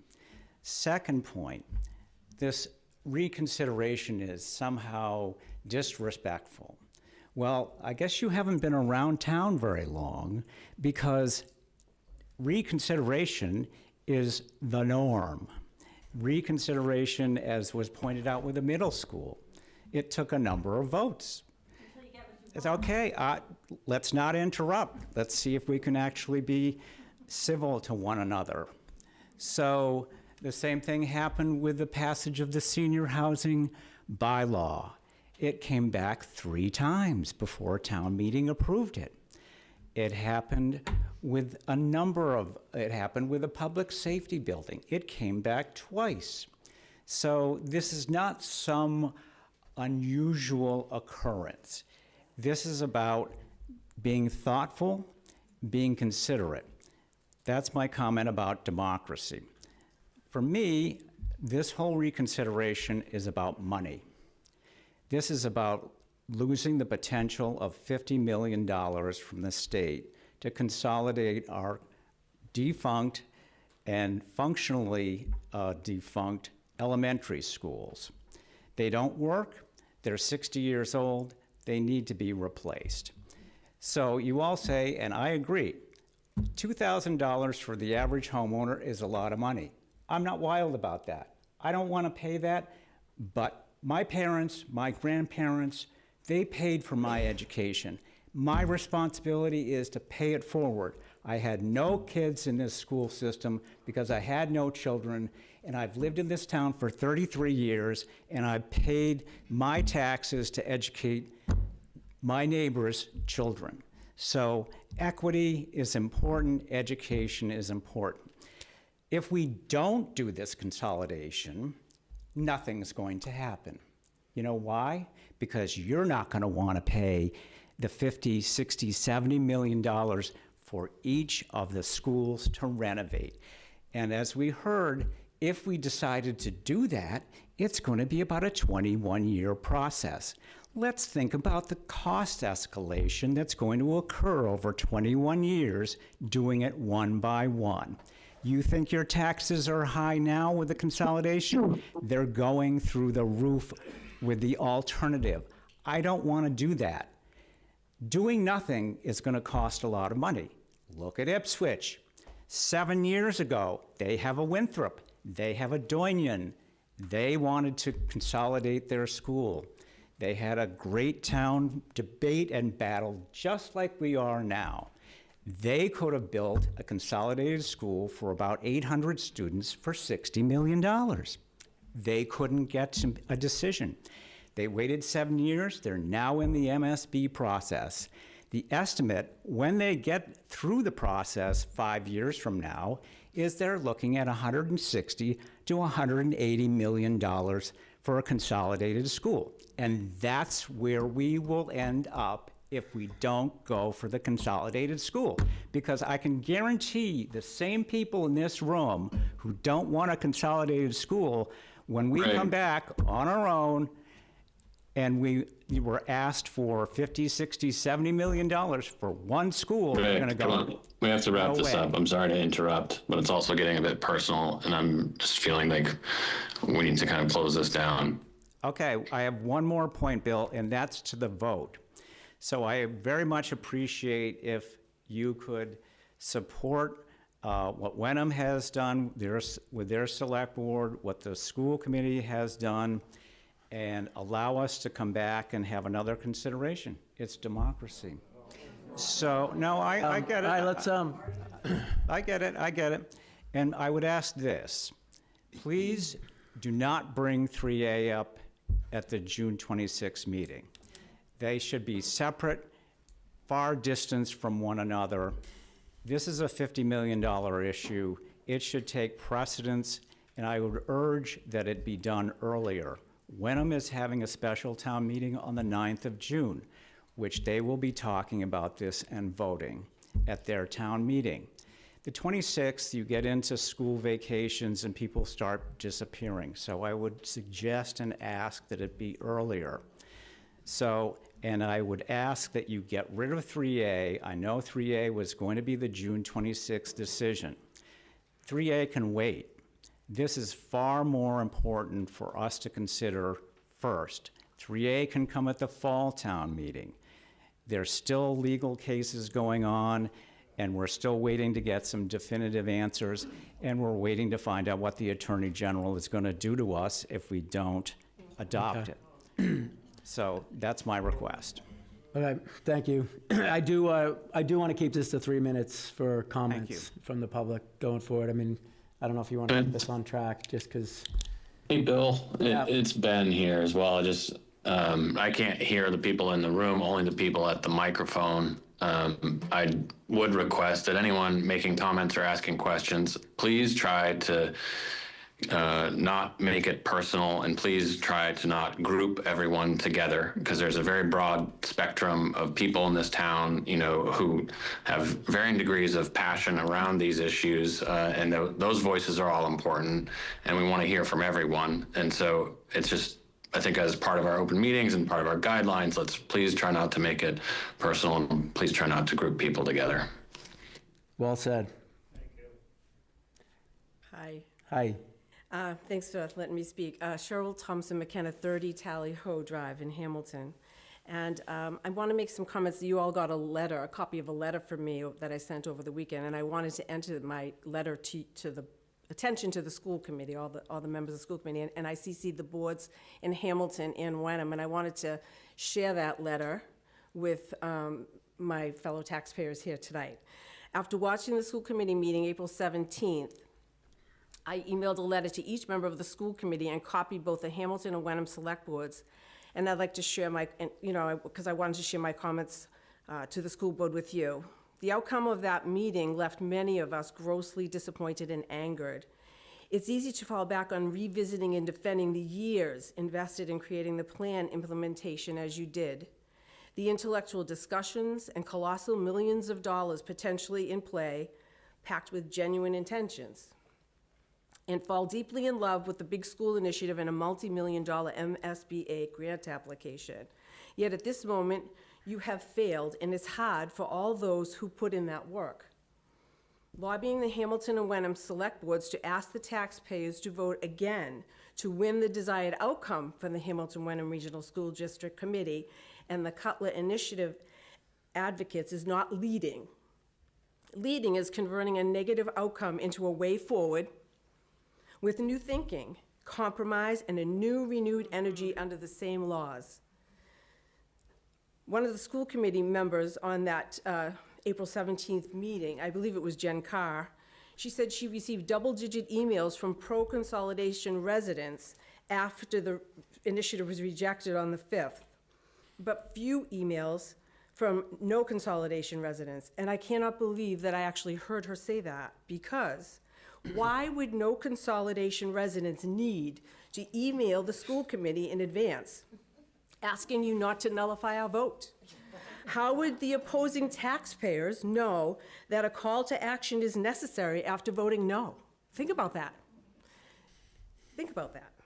The silence from people like me, over the years, I've gone to meetings, I've watched Zoom, I've gone to the utility meetings, I've gone to everything. And the silence from no consolidation supporters is deafening and not heard by the school committee, because many fear social ostracizing, but speak bravely with their vote. A voting process, the school committee, I said you in the letter, and your peer Hamilton and Wenham boards say is so very important to cast. As a committee, you ignored 12 months of feedback, your own poll, and now a town meeting vote with a record-breaking attendance. What about the thousands of Hamilton taxpayers who opposed this initiative and have silently participated, like myself, by learning and paying attention to the initiative and casting a vote at town meeting? You should understand there are many of us. Now that doesn't matter. The vote doesn't matter. Say it loud. It does not matter. And I asked them if they believe that. Do they really believe that our votes do not matter? They made it clear that they will not honor the results of the town meeting, a most definite betrayal of taxpayer trust. I and many ask you to please think again about everyone you serve on the school committee and seek as supporters ahead. I ask that there's no revote at the Hamilton or the Wenham special town meetings. Thanks so much for letting me speak. Beth Her, 270 Asbury Street, speaking as a private citizen. First, I want to say, just know, for those of you who haven't been around very long, somebody you're opposing now will be on the same side of you on an issue in the future. So Rick Mitchell, you and I agree on postponing 3A. I disagree on the school consolidation, but I wanted to point that out. I also want to point out, because the non-pro consolidation people don't have the same method of being able to get the word out. We don't have the same level playing ground as the superintendent does. And even if we sign up for that, we're going to get a certain message. And there's not an opportunity unless we figure it out. So if anybody is not connected in, and would like to be part of a standing up against this revote idea, find me or find somebody else, because we need to obviously create that ourselves. I also, hold on. So for those of you who aren't aware, the school committee just approved a $450,000 feasibility study for the roof. I'm just sharing that because you're in the room and you might not know that happened, that we need a feasibility study for $450,000 for a high school roof, that when we just spent $1.25 million on this school. There's a program called Model Schools. You may not be aware of it. It saves money and time, and that is a way we could make it go faster and actually save money. Something to look at. If you're not looking for the answer, you will not find it. If you don't want renovation, you will not find it, okay? You have to want to find a solution. And I don't think we want to find a solution. I think every time I heard Superintendent Tracy, who I like, say something, it was always the roadblock, roadblock, roadblock, instead of let's put on our thinking caps and brainstorm. Okay, I just want to say I'm shocked we are having the wrong conversation. This is the wrong conversation. Would we have this conversation if the vote passed?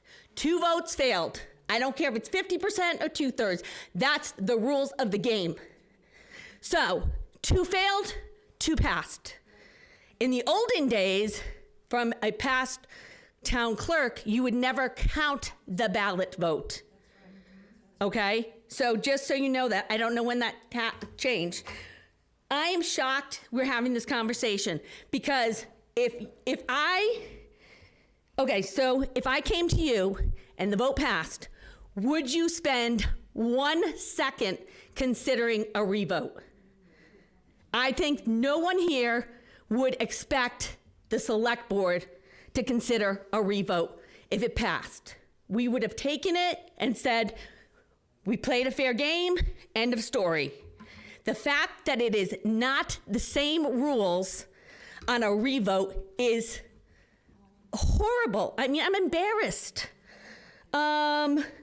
We had double the turf field's attendance and 3 to 4 times our regular town meeting attendance. We took extraordinary effort. I don't know about you, but I'm not a builder or an architect, but I would never build anything where the water is sitting on the ground. I think it's a horrible spot. I mean, I'm not even talking about consolidation or not consolidation. I think it is irresponsible. I've heard there's problems with the septic at the middle school because of water issues in Miles River. There's water on that property, and it's horrible. Okay, so I just want to say that I'm very concerned about the opposition and revoting, and when the end will be, and the divisiveness and the cost to the community. I personally was doxxed, okay? For those of you who don't know that, that means, in my case, an aerial photo of my house was put on Facebook. there was another person in Wenham who was doxxed. His address was put on Facebook. You can bring a lawsuit against someone for posting publicly available information. They do not have the right to put my photo on there. I asked very kindly. A lot of people reported it. Finally, the person told me she was doing me a favor, and in goodwill, she was taking it down. Both of these people who dox people, ex-school committee members. I'm embarrassed for the school committee. They need to do better. My family, my kids, and myself could be in jeopardy, physically in jeopardy, because I said something that was true. You know what it was? I posted a select board meeting with timestamps and said, watch it for yourself, draw your own conclusions. And I got doxxed. Oh, I'm sorry you went through that. That's wrong. It's completely wrong, and I appreciate that, Bill. So I'm just, at what cost? It's not just a financial cost.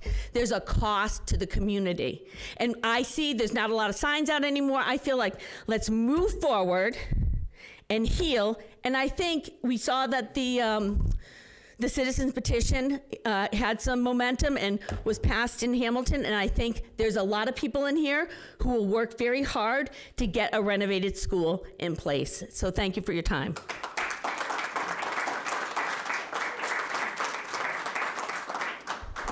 Bill, can we get a list of who wants to speak and then limit it to 2 minutes? We're not hearing a lot of new information here. I want everybody to have a chance to speak. All right. Got 4 people in line. 5. So we'll. All right, so limit at 5, and we'll limit it 3 minutes per person, and that'll be it. And then we'll have. So just debate. for the record, Bill Olson's back in the room. He was on a flight. He was on a flight. Okay, my name's Ted Ober. I live at 10 Gale Avenue, and I've had the privilege of being in Hamilton for about 63 years, and went to Cutler School and went to Winthrop School. Different time, but the schools back then, which I don't know why it changed, Cutler School used to just be pre-K or kindergarten to 3rd grade. And then you went to Winthrop there was a 3rd grade overlap, but 3rd through 5th, and then you went to the junior high. And, it made it great because each school had its own, age group, and you didn't have to mix the older with the younger. I don't know why that changed, but, I think the point I'm making is we have the schools available to do the space, and I think we should be looking at renovation. I've been involved in renovations at other schools, and it's not just one option. There's so many options when you renovate. You can take walls down, you can reconfigure the interior, and you can make classrooms bigger, smaller. So there's lots of things that you can do in a renovation that, could fit the needs of the school. And, I think I'm all for fixing up the schools. And without laying any blame, I think the committees and the people in the town, we ought to question ourselves why we always let the schools get in such disrepair so that everybody says they're all falling down. Why aren't we spending money each year? Or, and if we are, we're obviously not spending enough. So I think this committee, should undertake, or whatever committee it is, to how do we keep our schools up to high standards, year in and year out. And yeah, it might cost some money, but it may not cost this huge amount that we're having to pay when they all need to be torn down in theory. So I think, on the vote, I was here for the middle school vote, and we voted no on the middle school at least 3 times, and it kept coming back, and it was a clear no vote for that. And then it got brought on like a Tuesday at 10 a.m. when everyone's at work. They called another vote, and people didn't show up, and they got their little small group that, was able to get it passed. And that's just dead wrong.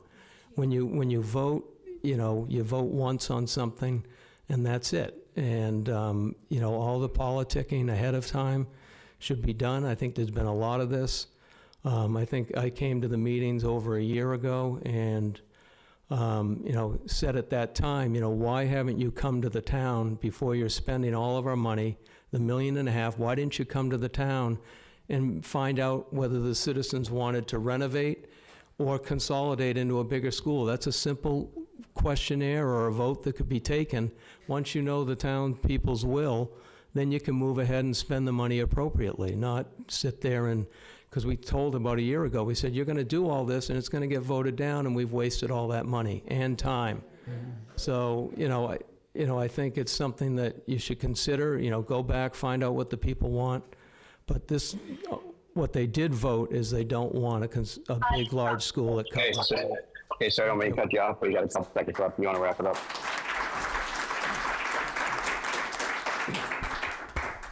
Tosh Blake, Sagamore Street.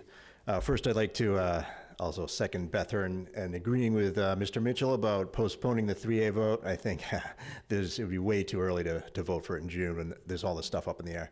That's just an aside there.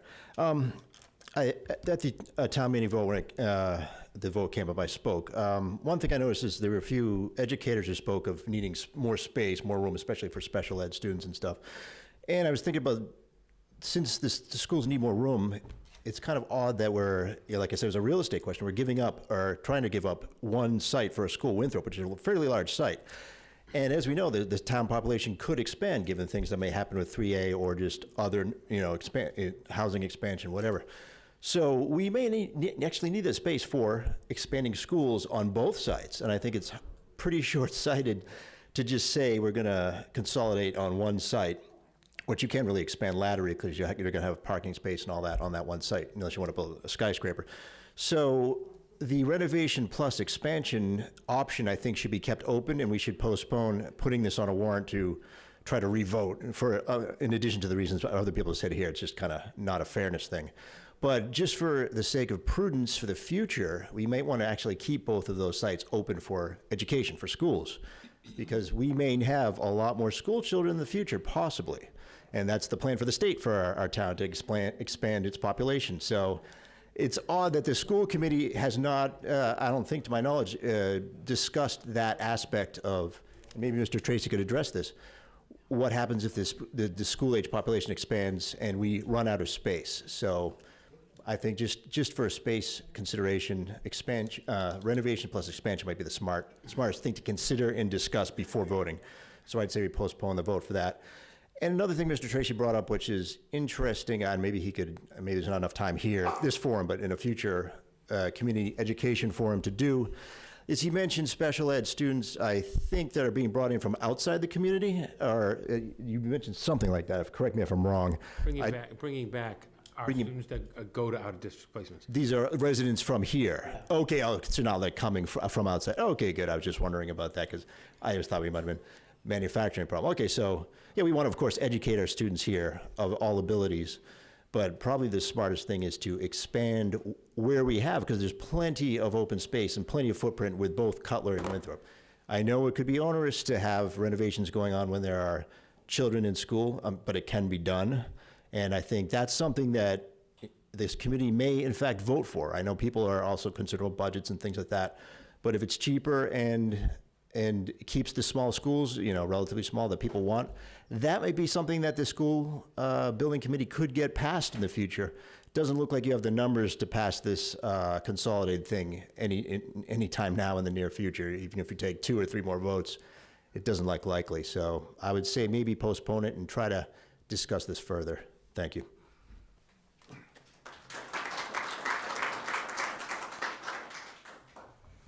I'm Linda Preston, 288 Highland Street. And I would first of all ask that the selectmen who had to leave the meeting take time to listen to our comments. I feel that's very important, that all of you be informed and hear what has been spoken tonight. So I make that request of him, please. And I'm saying some of what's already been said tonight. But some of us have been to select board meetings and other town committee meetings over many past months. And during that time, some citizens have asked, what if?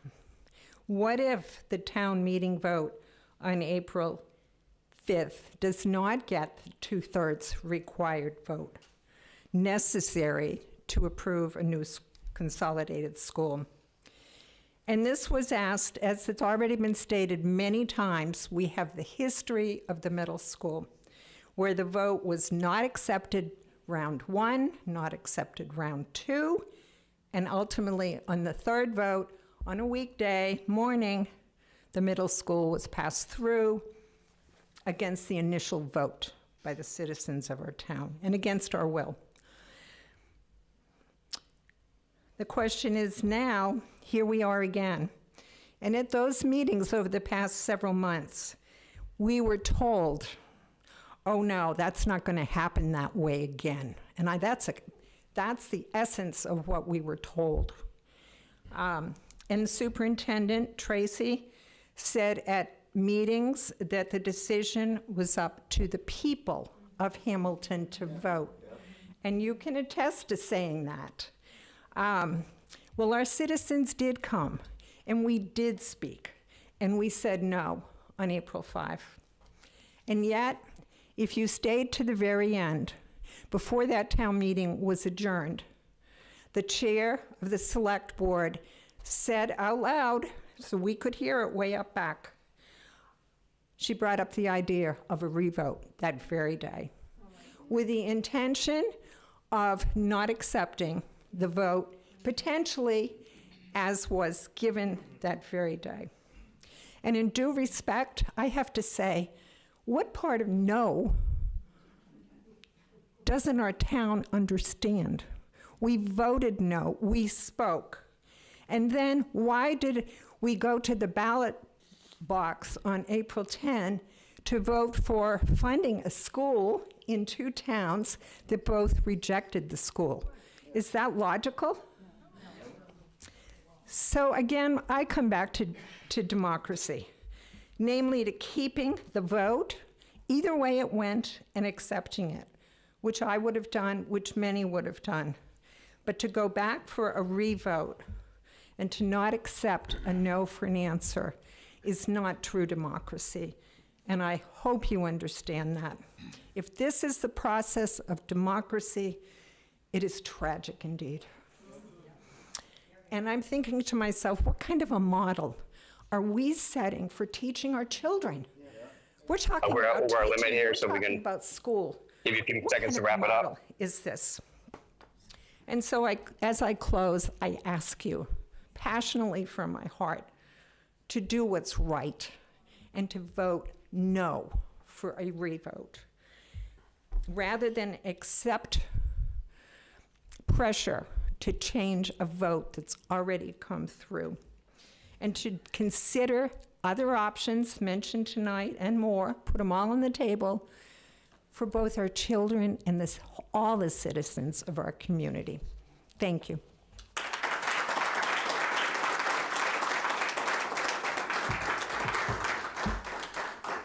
Edward Flynn, 2 Sias Lane in Wenham, and Select Board, I'd ask to do me a favor, these 2 young women, let me go in front of them, and I want to make sure they both have a chance to speak. One of the things that I've been doing for about the last 6 or 8 months, because I went to a Wenham Select Board meeting, and we were talking about 3A, and I said, well, how much is it going to cost? And everyone kind of looked at me like, what do you mean, how much is it going to cost? Well, how much is it going to cost? And they said, well, we have a study on our website from KNG, which is a gold standard company that did a study. And so I took it upon myself, I've been accused of my hobby of number crunching. In fact, my hobby is fishing, and I detest number crunching, but I was happy to do it because no one else wanted to, I guess. And I also attended the planning board for Wenham a couple of nights ago, and I will tell you, Wenham is 365 units and Hamilton 731. The Wenham planning board is, and I don't speak for them, but my impression was leaving that meeting, they fully expect to have 365 units built in the town. So you should expect to have 731 built in your town. And we've gone past the part now where this is a zoning exercise. I think everyone knows that it's not, and that the state is serious as a heart attack. So the bottom line is this. We have 1,096 units that's going to be built in the two towns. I heard Dr. Tracy, We superintendent. keep this to the school discussion. This is directly tied into the schools. I heard Superintendent Tracy say that if we get high-density housing apartments, we could have 50 additional students. Well, I will tell you, it comes up to 992 students, according to the study. 992. Not 50. So as you think about what you want to do going forward, I'm telling you, this is much bigger. The state doesn't care what you have to say. I'm sure you're aware of all the towns who have tried to become compliant, and they kick it back and say, yeah, that's not enough, you have to build more. The certification for compliance lasts 10 years. At the end of 10 years, they have the option of coming back and asking you to build additional units. So as you're planning a school, a substantive change in the school system and the buildings that we have, to do it now just seems imprudent. I think you're really rolling the dice here. Thank you. Yep. Thanks.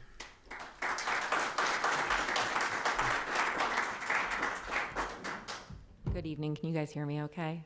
Excellent. Thank you. My name is Catherine Facile. I live at 43 Homestead, and I really appreciate having a chance to speak this evening. I want to talk to the middle school vote, as I was a direct beneficiary of that vote, and I really appreciate that the town did work so hard. I was the first class through that. I can tell you the feeling of giving kids a brand new school was, I've never felt commitment like that from my town. My mom fought for that school tooth and nail. As I'm sure everyone here knows, I'm fighting tooth and nail for these schools for my two girls. I've really appreciated the openness and transparency of the process thus far. I have a 3-year-old and a 1-year-old, and I feel fully informed on the project. And I know that's partially because I did grow up here.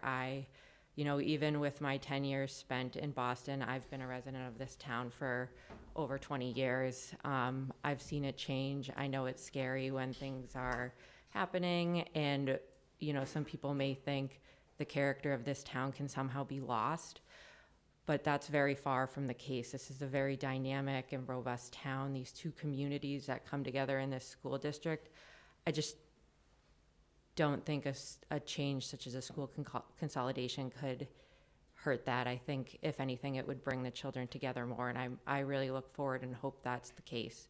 I think, again, it's been brought up, but there's a long history of the legislative process being a very open and dynamic process where, things get brought back, things get talked about. So I don't find it unreasonable to ask that you bring this back at a special town meeting. I think I also would advocate for a combined town meeting with Wenham and talking to the school committee about that. I think that getting these two towns together in the same room to discuss an issue that impacts both of us would be really productive and really helpful. I think that I just think we could really benefit from all getting in the same room. I know it's been done before. I believe it was last done in 2004, so there is precedent for it. And I think it's just something that really could be looked into. I do believe the school committee has helped fund that in the past. I know it's a big expense, it's a big ask, but I think this is a really big and important decision. Again, going back to the process, I've appreciated seeing all the renovation processes that were looked at. I do know that the model schools were looked at, and we don't have sufficient space to build the model schools because of the wetlands and the just the way I'm going like this because Cutler, where I went to school, I love Cutler. I am so sad to see it go, except for the fact that it is the same school I went to like 30 years ago. But the way Cutler goes up, it can't be built there. It can't be built on the wetlands. So I apologize. I just wanted to ask that, we take this 50 million, we bring it back to the towns at a special town meeting, and also explore the idea of a joint town meeting with Wenham. Also, I will just echo everyone else. I think 3A, we got to focus on the issues that relate to our town, our constituents. We don't need to be bringing the 1,000 people this gentleman referenced in right now. And I think that we can talk about that maybe in the fall. I don't know the exact timing, but I think we need to take a long, hard look at the schools and make this decision independent of everything else. Thank you very much. Thank you. Ashley Galletti Chase, 254 Bridge Street. To the gentleman who spoke earlier, I hear you on the folks who come and leave.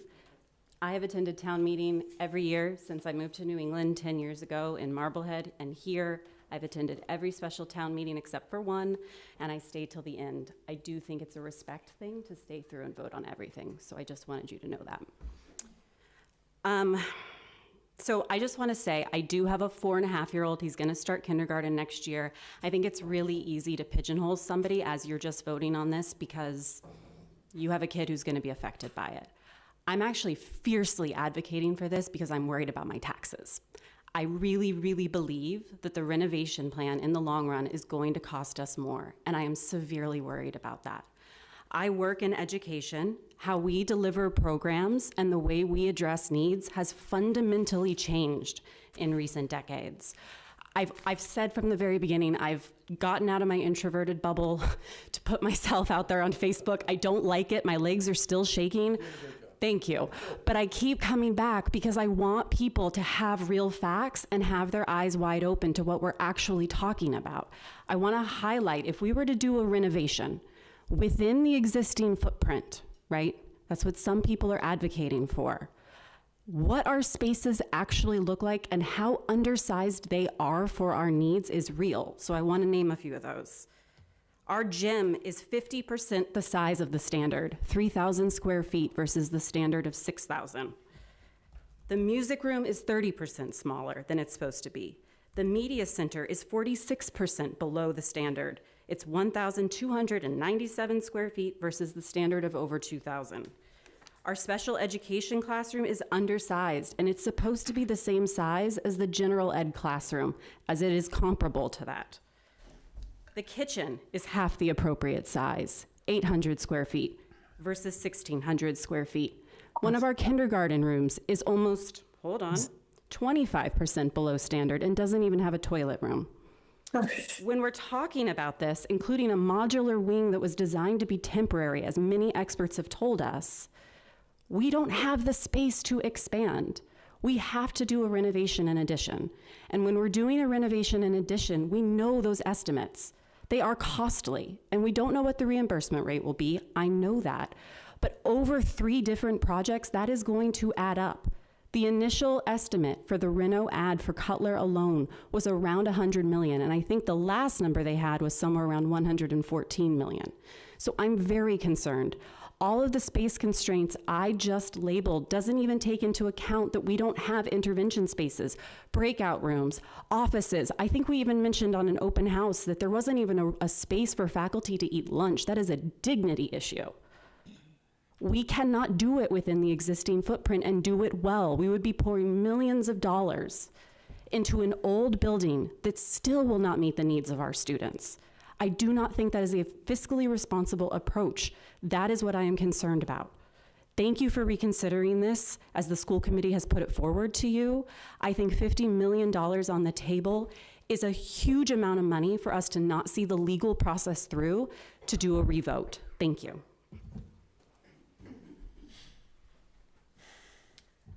Good evening, Catherine Spano, 277 Linden Street.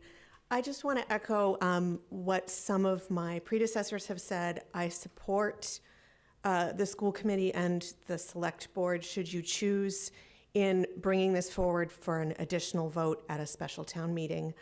I was not educated about the process previously, despite having a child at Cutler currently. I was, I saw the sign, Save Small Schools, that sounded good to me. It was really only when I took the time to dig into the facts that I became convinced that this is the best plan for our community. I am deeply concerned about my taxes. I'm also concerned about my kids. I'm also concerned about the broader children in our community who are not able to be served by buildings that were built in 1952 and 1961, I believe. I understand all of the concerns about democracy and, everyone has spoken and it didn't pass and all of that.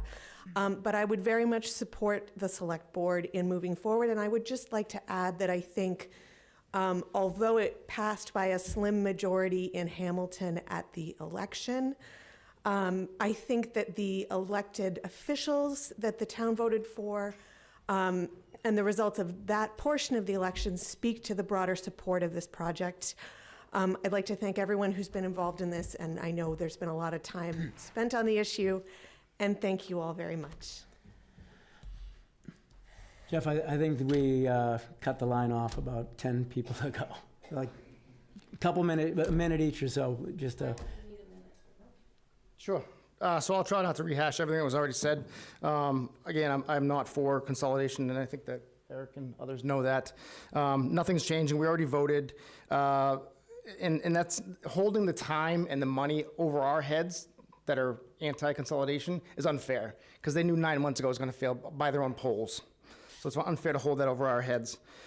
In the walkthroughs, I asked specifically, is there anything structurally wrong with these buildings? The answer was no, by Eric Tracy. None. There's no structural buildings. Everything that has to be done can be done with renovations or modifications. And I'm willing to bet, I don't believe the numbers, but I'm willing to bet if you said, we'll spend the same 140 for 3 schools, people would say, yeah, let's keep our small schools. Especially, I didn't even think about the whole 3A thing down the road. If we get more kids, now you have space to expand even more. Okay? The state, last time they rated the buildings, I realized it was 10 years ago, but it's the last time. They're going to do another one this year. But Cutler and Winthrop was 1 and 2 out of a scale of 4 to 5, I think. So yes, they need work, but they're not horrendous. We have a lot of work to do across all of our district buildings. Let's not burn the bank on this one. We don't know. I mean, we can speculate on the cost of renovations. We don't have any hard numbers yet. We can also speculate on tariffs. We don't know what's going to happen there yet. I think that's all I have. I do have concerns sometimes when there's indications made for pro-consolidation and not having enough room because they're working out of closets. I was at the walkthrough and I asked where that closet was. Nobody ever told me. I don't believe there's really a closet being used. It could be a utility room that is coined as a closet that's much larger. I don't know. But they keep on using that as a soft spot. And lastly, the enrollment is down like 30% over the past 20 years. So how you can't reconfigure the buildings to make it work is beyond me. Do a little work and figure out how to make it work. Don't spend all our money on this one project and we're screwed out of the high school, the middle school, and Bucher.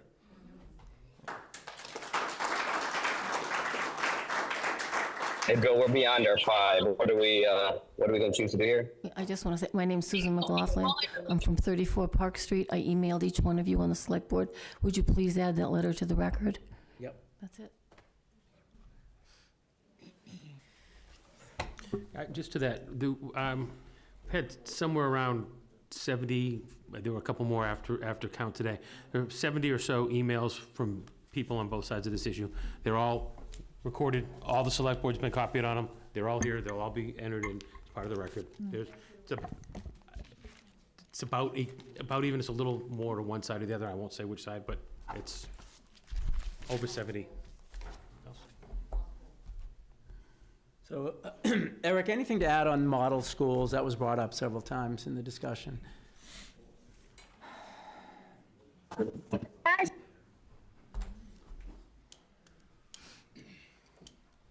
The model school program, I don't know exactly when it started, but several of the original program was a choice program where the MSBA gave you choices of models that were already designed, and you basically said, okay, I'll take that one. And that's what you built. They stopped that process because it wasn't meeting the needs of changing districts. So they've shifted it into a new program now where you can go to, I'll just use Danvers as an example. You could say, okay, Danvers is an approved model school, the Smith School, which they built in, I think, 2020. You could pay the architect for that plan and put it on the property that you have. So that's what the model school is. They have to be approved, pre-approved by the MSBA. So they give you a list to say, oh, you're going to build an elementary school roughly this size. Here's a list to choose from. And then you negotiate with the original designer of the project and then deal with all the other things like land and you know, your OPM and all that on your own. So it's different. It's changed in the years. I know I'm only aware of Tewksbury High School was a model school. They just, in the original program where they had just 4 choices. So now the choices are selected by the MSBA in advance, and then they're, you know, I think Ipswich is talking about this as well for their new school. Okay, appreciate it. All right, appreciate all the feedback. I know that took a long time, and I know I probably allowed more than I should have, but I thought it was important. So I appreciate everybody's comments. Yep.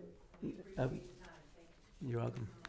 So, Rosemary, you wanted to say some things? Yeah, I received a letter today. I was asked to read it tonight from a senior citizen in Hamilton who is never somebody who would speak out, and she asked me to read this for her.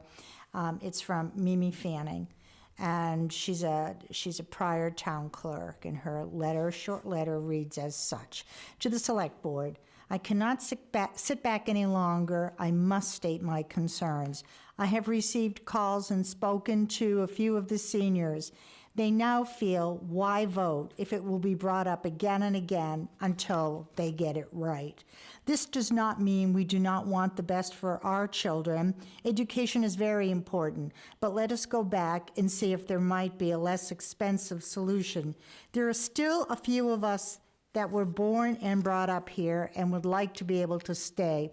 Please give this more thought. Thank you, Teresa Mimi Fanning.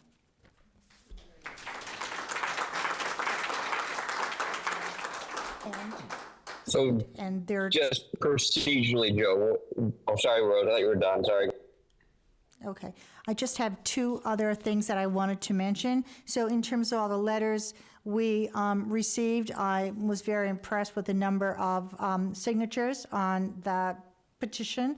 And I also have been keeping track and noted that there were, as of this evening, 67 letters from people who are anti-bringing this back for a vote, and I felt that their reasoning was very compelling, very much in line with what people had to say here tonight. And then there's one other thing that I wanted to bring up. In Amherst in 2023, so after the pandemic and the height of inflation, Amherst was accepted in the MSBA program, and they have just broken ground for an elementary school. They're combining an elementary school, and it cost $98 million, and the MSBA is kicking in $50 million. The school is 107,000 square feet, and there are 585 kids. So my point is, if a new school for 585 kids at 107,000 square feet can cost a town in a combined process $50 million, I mean, I don't see how a concerted renovation with some careful planning, financial planning, has to break the bank. So.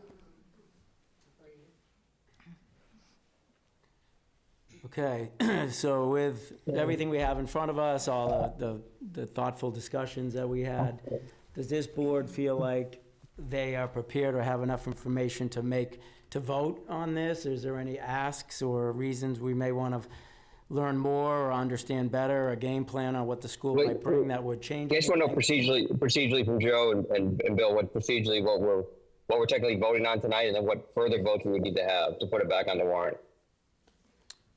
Well, I mean, you haven't opened the warrant for the special town meeting yet. I think that happens at the next meeting.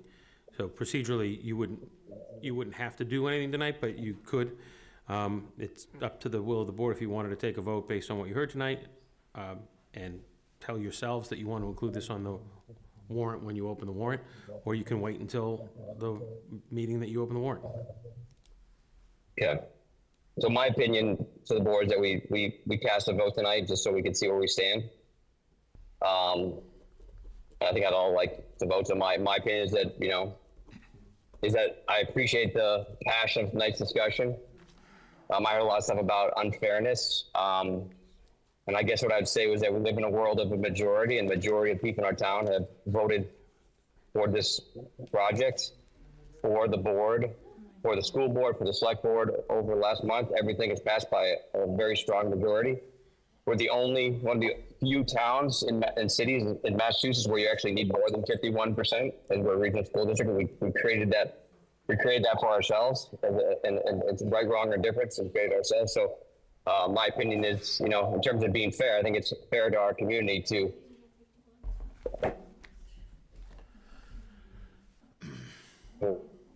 take 51%, because that's what it takes in most towns. So I think with a different dialogue, a different discussion, and also understanding that renovations don't really work, and understanding why it doesn't work, I do think, in my opinion, we should. I'm not saying I'm voting for or against it, but I do think it's before we give $50 million back, it's worth waiting until June. It's not that far away. It doesn't cost the town that much money, and I vote to put it back on the warrant. So that's my opinion. And like I said, I appreciate everybody's passion and discussion. I've listened to everybody. So for the person who says I should listen to everybody's comments, I've read all the letters. I've heard everything, and once again, I'm not voting for it or against tonight. I'm just voting to put it back on the warrant. That's a motion then.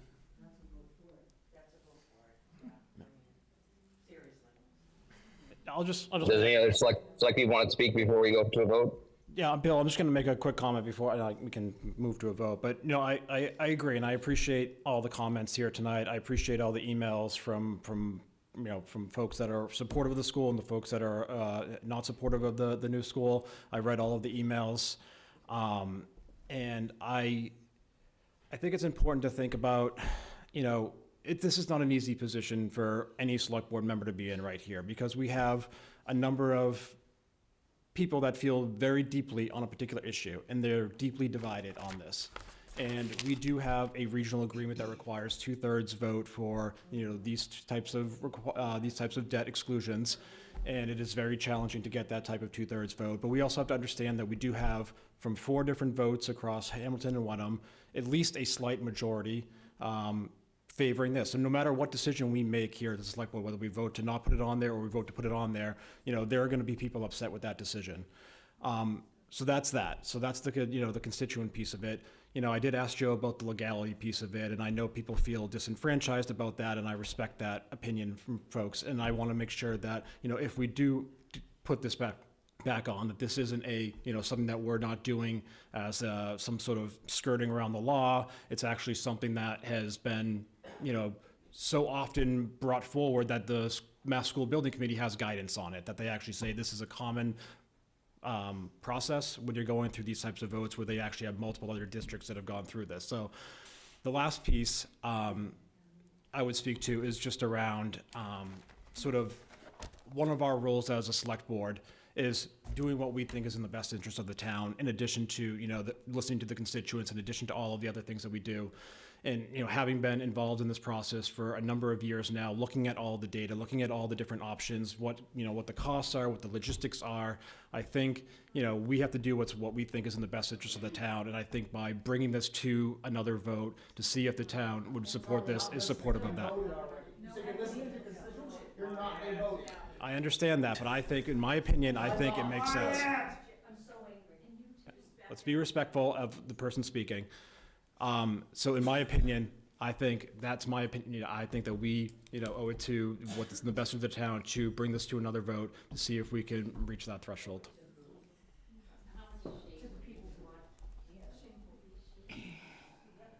Yep, well, since we're giving our opinions, I'm going to give my opinion that I think it's extremely disrespectful and irresponsible of the select board to put this back on the warrant.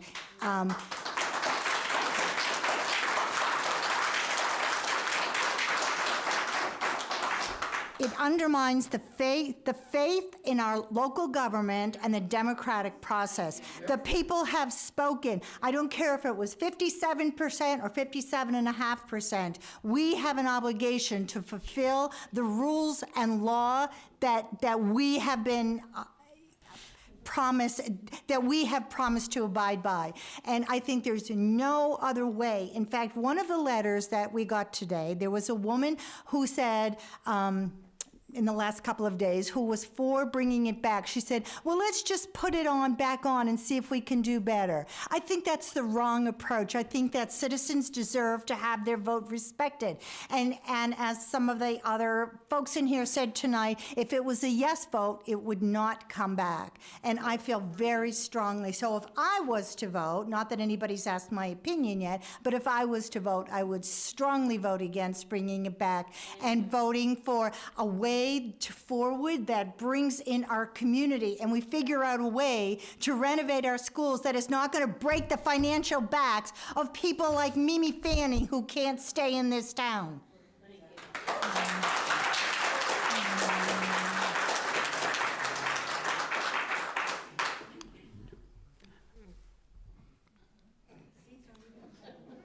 I'm struggling. I have two hats, you know.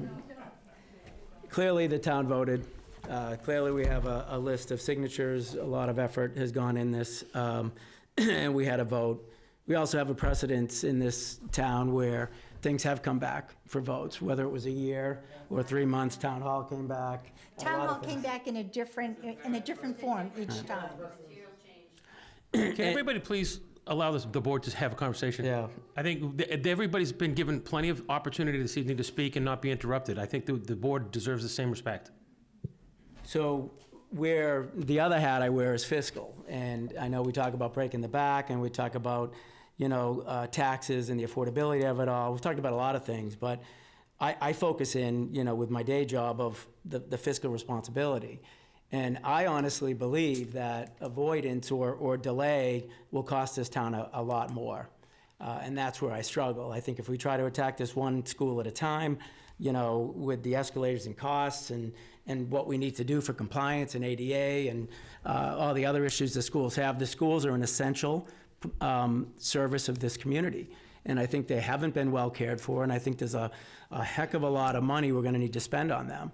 And I think the fastest way to hit the most number of children, school building group and the districts and the two FinComs and the boards have all kind of come together, who everyone voted for, and said this is the most fiscally responsible and far-reaching program to put on the table. So we went through town meeting, we went through an election, and yes, a majority of folks have come back in all four and have said, you know, we're interested and we want to learn more.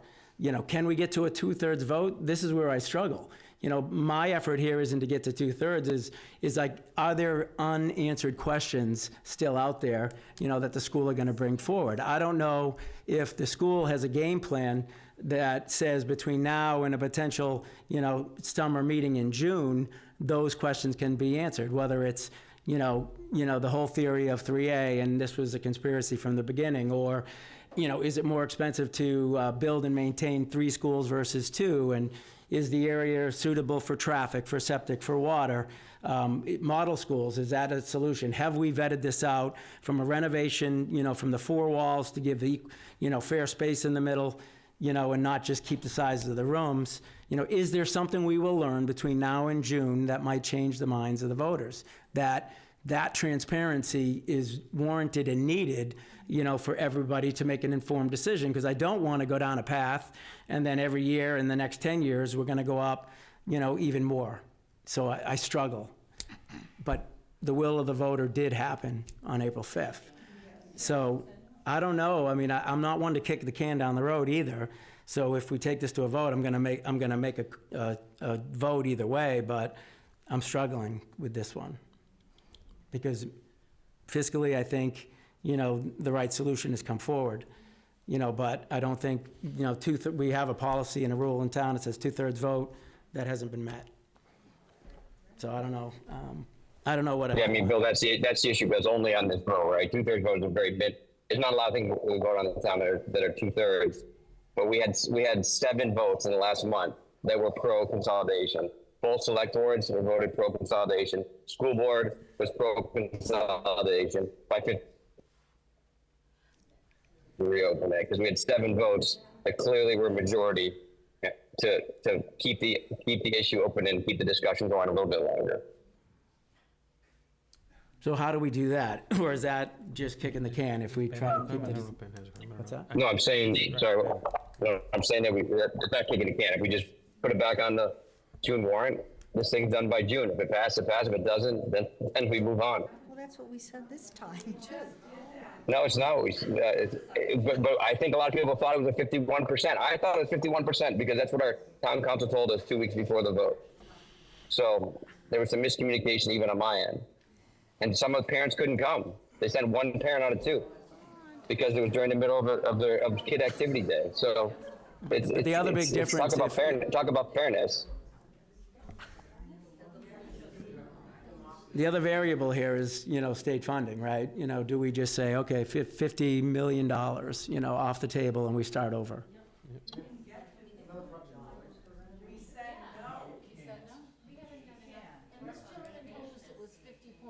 And there is reimbursement for renovation. Yes, there is. Yes, 7 years down the road times 3 schools. So we're talking somewhere between a 7 and a 21-year project to get equality for all students in our district and have rooms that are too small and buildings that are too small.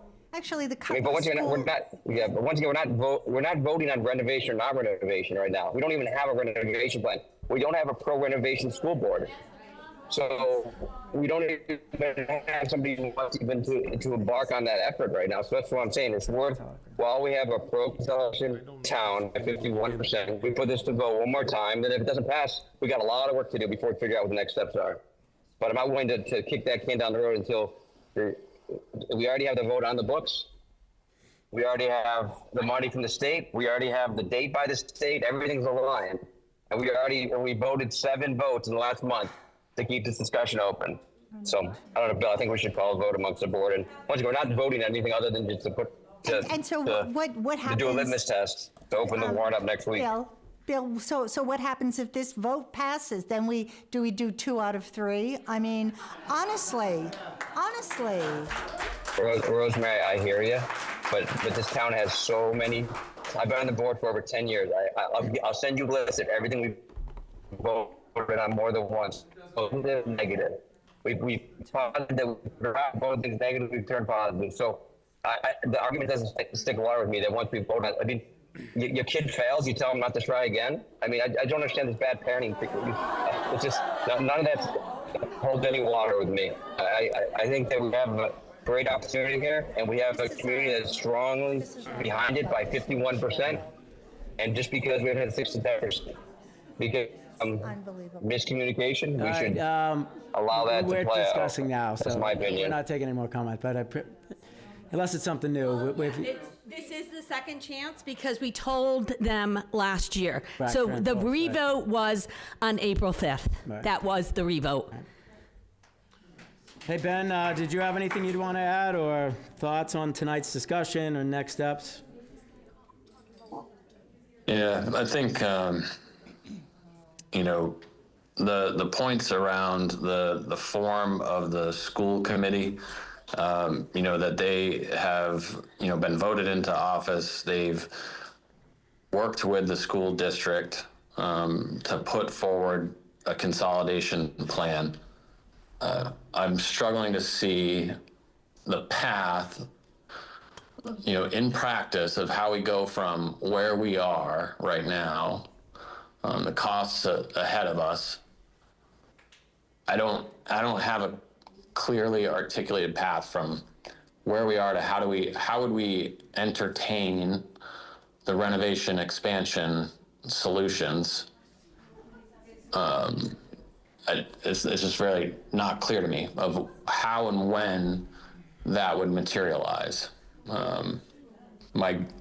Based on all the information that I do have, it does seem to me that the renovation options are going to be pretty expensive. They're going to be nearly as expensive as the consolidation option when we start to scale those out. Please. Ben, I have to. I'm trying to speak here, Rosemary. I think I've been pretty patient listening to everyone go ahead, Ben. this evening. Go ahead. I'm getting a lot. Is there a problem? Can you not hear me? We can hear you, Ben. You're loud and clear. Okay, so let's please be respectful. I'm trying to really listen to everyone. I've been listening to everyone for many months. I've had a lot of these front porch conversations as well. And when we start looking at what happens next, is it we have a high cost now and we have action now, or we have a high cost later with an indeterminate path? It's very unclear to me how we would move forward as an entire community between both towns, the school committee, the school district, and both select boards on a timeline that can have a real positive impact for the kids. That's what I'm struggling with. You know, I don't have much more to say about it. I just want people to know how I'm thinking about it. And I think either way, it's going to be expensive and it's going to be now or later. But I've not heard anything today that tells me how we would move forward in practical terms with the renovation path. I think a lot of people know me and know that I wanted to keep these existing buildings. I thought that's the right thing to do, but I just don't see a practical path forward based on the makeup of what we have in front of us. So I yield my time, I guess, or whatever the proper terms are. I'm done for now. Thanks. So I'll just make the comment that at some of the school forums that I attended, Ben was actually quite vocal and felt, because this is his business, construction, and Ben, I'm surprised and quite frankly perplexed because you challenged the architect's estimates of $115,000 for renovation and addition. So I don't know, I don't understand your comments that it's going to cost us almost the same amount. So maybe you could at some point educate me as to why you feel that all of a sudden it is going to be just as expensive. Over the course of 21 years, potentially, right? It's sort of the process that we have to go through by law in order to do the renovations, unless we try to some way circumvent those types of activities. I guess I would just say that the Peabody school system has had a total of 7 MSBA program grants for 7 different schools in the past 10 years. So I'm not sure this very long process is going to be as long as we are led to believe. So is that something that we can direct the school committee to assess? Like how would that unfold, I guess is the question. How would we go from where we are right now to taking action, you know, within a matter of weeks to move the renovation options forward as a community? I'm just like not hearing an articulated path for how we get these kids into healthy schools. Yeah. And Ben, that's my opinion too, is that the renovation work is a years-long discussion. So for us to in parallel process to revote in June is not going to affect that. It's like why not take it as a win and keep the dialogue going? Because we need to keep the dialogue going regardless. Because we've heard everybody in the community 100% say we need to do something to the schools. So let's keep the dialogue going. But like, I agree with you. Like, why you put it off to June? Because we don't even have another plan right now. So until we have another plan, why take this one and throw it away when we have such overwhelming support to keep the discussion open? But in the same discussion, what can the district bring forward that is different from what was brought forward in April? People couldn't come to the vote, Bill. A lot of people, I've heard from hundreds of people couldn't come to the vote. Yes, and it's Because they thought it was 51%, and they sent their spouse to be the 51%, and now it's 67%. So there's other things just besides what else they can bring forward. We only got 1,000 people out of 5,400 people. I mean, that's still a pretty small percentage of people. Yeah, but how do we assure? We had 2,000. So I mean, that's So there's other things that can come forward that can help. But once again, it's not costing the town time or money. It's keeping the discussion open, and it's important that we keep the discussion open because we know we need to do something with schools. But my fear is the concern of, the weekday in the morning type of discussion. Is a Thursday in the afternoon going to bring 1,000 or 500, and we're just beating down the number of people? Like, how do we assure we had as many people at this vote, if not more, if that's the goal, Bill, that's what you just said. How do we assure that versus fewer people coming as we get closer to the summer and it's on a weekday? How do we assure a similar population but greater? Because if what you just said was true, then yeah, that'd be great. I wish everybody showed up, or there was, mail-in voting or something. That would be the will of the community. We're not going to get that. So then to me, it's Right, like. but I guess, Bill, my point is that it's not, my discussion tonight is not to vote for it or against it. My discussion is to put it back on the warrant. So I think it's up to the school and up to the community to decide what they want to do to bring new discussion, new facet. But like I said, the two things that were new to me was everybody at the meeting who spoke against it talked about renovation. And now we're hearing the school saying renovation doesn't work, and we have a school committee that's not pro-renovation. So I'm trying to figure out, that's new stuff, right? So if our community hears that renovation doesn't work, and we don't have a pro-renovation school board, so it's not going to move forward, it's not something we talked about at town meeting. Not something, it wasn't even mentioned. But aren't those discussions we we have some- should have with the townsfolk? And I mean, it would seem to make sense that we would have a community-wide discussion. I mean, I consider this a community-wide discussion. Anybody was welcome to come and discuss their opinions. And to say something is not going to work is just because you haven't explored the possibility. Well, I think this is some good discussion. I think maybe we can continue that discussion and even, but I think we should have a motion on the floor. So I'm going to make a motion that the select board include the school consolidation project as a warrant article on the special town meeting in June. Is there a second? I second that. Okay, so for discussion purposes here, we've got two options. We can vote this through right now, or when we open the warrant, if we have any open questions, we can get them answered. I don't know that we do. I'm just saying that would be the alternative path, and then vote on it when we open the warrant. Is there a preference? Yes, I have a preference. I would rather vote on this when we open the warrant, as opposed to voting on it in total and in full at this moment in time. I would like to hear directly from the school committee as well. It's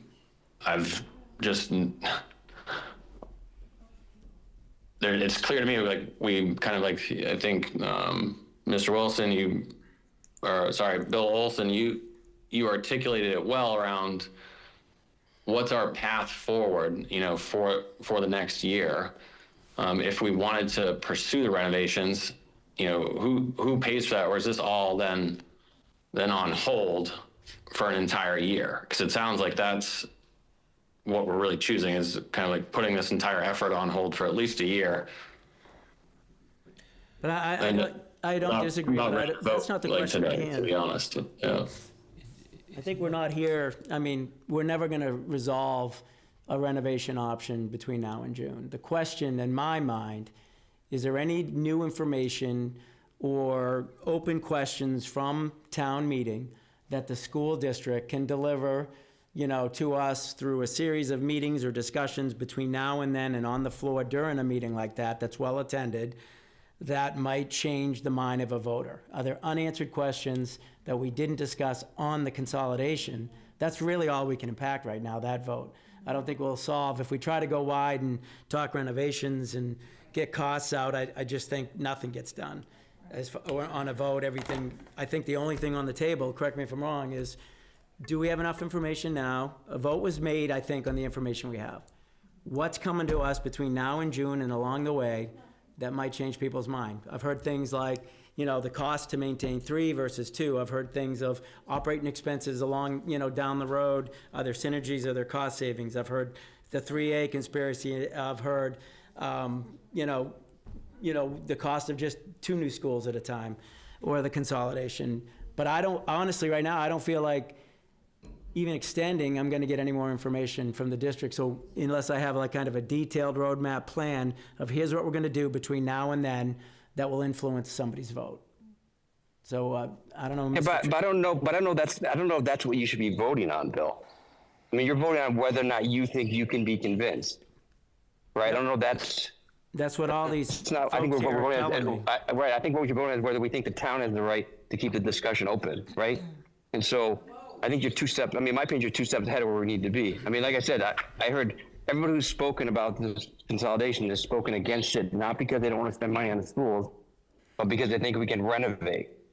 And the school has not publicly given a good, other than they didn't talk about it. The school did not talk about it all town meeting about the negative side of renovating. So if that's a decision that we're being put up against between voting for consolidation or no in order to renovate, I think that yes, the school needs to put some dialogue out there about why they feel renovation doesn't work for the plan for our kids' future in this town. But I don't know that we're voting tonight on whether we think the school can convince us. I think we're voting about whether we keep the dialogue open. I'm looking at it from a different angle. Right. No, I think it's the same angle. I think but we're saying the same thing, but I'm just asking for that roadmap to get there. Like what, otherwise we just leave the meeting, we come back in 2 weeks and in 2 weeks and 2 weeks, and then all of a sudden we're voting, and what did we get and what did we learn? I'd like to know what now, what we're going to talk about between now and June. And it seems vague to me. I mean, I want to keep the dialogue open. I want to talk about it. But I don't feel like I don't know what I'm going to learn between now and then. You just suggested what we're going to learn is, why renovation can't happen, right? I mean, is that Eric? Is that what? I know you mentioned it already, but I just still don't feel like I have an answer of what is the tactical plan by the district to come back and say these are the things we heard, and here's our response to them, and this is why it's important for everyone to know, and it's transparent, so they make an informed decision. And that decision might be different with this new information. I know that's kind of where I'm at. I'm just,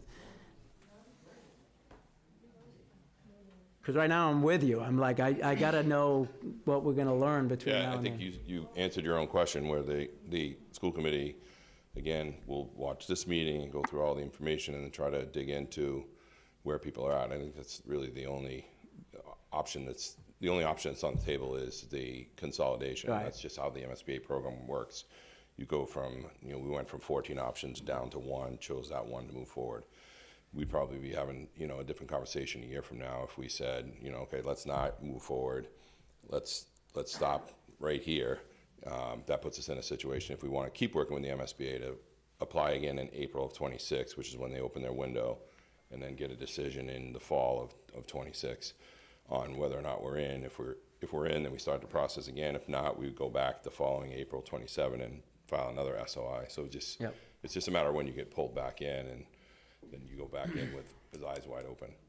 Yeah, so I think to Bill's point too, I'm not looking for, okay, what's the game plan on a future SOI? It's like, if the school committee can watch this meeting and maybe there was a Wenham meeting or listen to the feedback by the community, what's the plan to come back, with what information to, that you feel is maybe missed at this point? I guess if we knew that, Bill Olson, that's what I would want to see and look at to say, okay, yeah, here, there's content, there's a discussion, let's continue the discussion. And I agreed. I thought, Joe, correct, but I thought what we had requested tonight was just a sort of a litmus test vote. I mean, people spoke tonight. It'd be good to see where the board sits, but we would still have to revote our next meeting anyways to open the warrant and put it back on the warrant, right? This vote would not be binding for the warrant. This vote would just be a litmus test vote. Is that correct? Yeah, you were, as a board, are in control of the warrant. Until you close the warrant, you haven't even opened it yet. So the vote tonight is just informing yourselves of which direction you're heading in. Once you open the warrant at the next meeting, somebody can make a motion at the next meeting. Honestly, though, if there are members of the board that are unsure about how they want to vote tonight, they can ask to table this. Yeah, I know we can do that. Ben's new. Well, right now we have a I know motion. Ben might Right not now we have a be sure. motion on the floor and it's been seconded. So But it can also be tabled. Any motion can be tabled by a vote of one member, so by request of one member. I think as a board, the community know where we stand right now. There's been robust discussion and it's a good check-in point. So it's not binding. It's just a litmus test.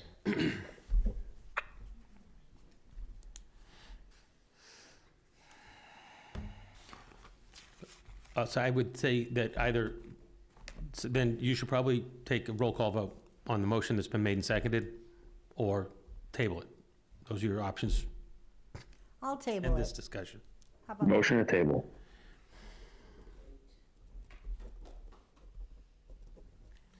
Well, I guess I would ask that, if the district can come back with something when we open the warrant to vote on. I absolutely am interested in furthering the discussion, but clearly the will of this meeting spoke to me. If the school committee is watching this, I would also like for them to be present, to be able I to wanna speak hear with what- Eric what- Tracy, if that's possible. Ben, we had some applause in this room here, so could you repeat? We weren't not able to hear you. Sorry, I can't hear the applause. My request would be that in addition to Eric Tracy, if the school committee can also be present, to kind of try to represent, as well, like kind of like the journey that they've been on, as a committee that has kind of led to these decisions. I think that understanding of that roadmap that's behind us now is going to be important. So if they're listening and they're able to attend the meeting where we open the warrant and vote on this, I'd like to hear from them. May I ask a couple quick questions? Eric, when's your next school committee meeting? May 1st. Okay. It's before our next meeting on May 5th, I believe. Yeah, Ben, what you're asking is if more than a quorum of the committee were to attend this, then we'd have to post it as a joint meeting. Are you asking for a joint meeting, or are you just asking for members of the school committee less than a quorum to join the superintendent? I think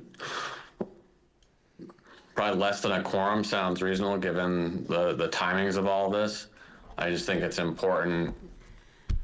It would be helpful, rather, for the committees and the select board to be hearing the same thing at the same time, so that we can have more transparency between the two committees and the importance of a decision like this as it moves towards whatever resolution. So it doesn't seem like we're passing the football back and forth. Thanks. And is the idea, it was brought up, I love it, but is it crazy to have if this were to go to another vote, to have a regional vote? I don't know that that's allowed. I mean, I don't know. Somebody mentioned it was done The speaker before. said that it was done before. I'd want to research it. But my understanding is that the only thing I've ever heard before is that. Okay. What's that? So we have annual 2 town meetings among the boards of selectmen and the FinComs, but not a town meeting, not the town meeting has to be held within the community, within the actual physical boundaries of the community. So it would be impossible under state law for the Hamilton Select Board, for the Hamilton Town Meeting to meet in Wenham and vice versa. So you couldn't have a joint meeting. Couldn't vote. Because one side wouldn't be able to vote. I don't want to do any more outdoor town meetings. I've done enough of those. Oh, that's right. Well, I get the logistics. And to be clear, I honestly think that the school did come with a good, proposal that is fiscally responsible for the largest number of students. I honestly believe that going another way is going to cost this town a lot more money. I do. That's why I want to keep the dialogue going and talk more, but I'm not by any means saying that I'm against the consolidation. Virginia's raised her hand. Who? Virginia Cook's raised her hand. Yeah, can we take somebody online? Thanks. We have a lot of people online, but haven't heard Virginia, from you. the board is recognizing you. Want to unmute? Yes, I'd like to unmute. Can you hear me? Yep. Okay.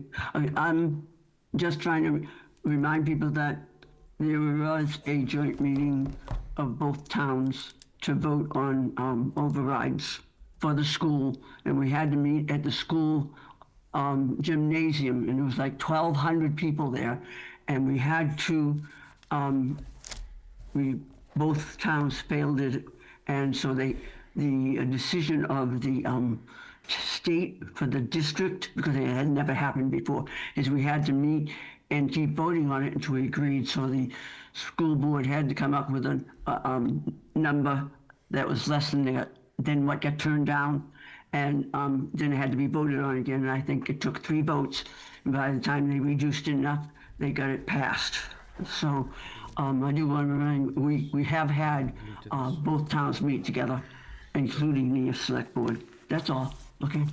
FYI, thank you. Okay, so I think we've got an ask. The school committee meets on the 1st, so I encourage all to attend that meeting as well, and then we'll come back around and figure out if we do a joint meeting or representation, I think is important at our next meeting. And We'd need to know before the 1st, because you wouldn't have enough time to advertise a joint meeting if they don't vote until the night of 1st. So we won't have a joint meeting. Probably not. Just if Eric maybe and Dana, or some representation from the committee as well as yourself would be appreciated.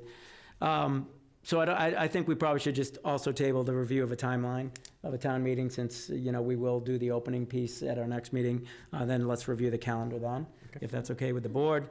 And I recommend we move on to the calendar for the select board meetings going forward.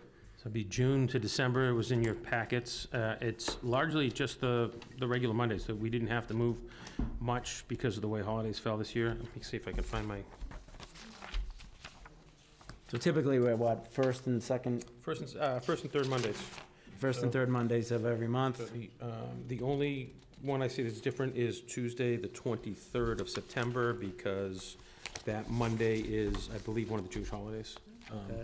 So I believe that's the only day that isn't a Monday in this group of 8 months, so. And I think 7 months. with Zoom, people allowed to Zoom, I think that adds flexibility. I think July 7th could be a challenge as a holiday week, potentially, but. At least it's after the holiday. Yeah, it's after, so I think we're good, probably keeping this cadence and set of meetings, and, if, people have known dates, just let us know, and if people can Zoom in, that works as well, so everyone good with that? All right.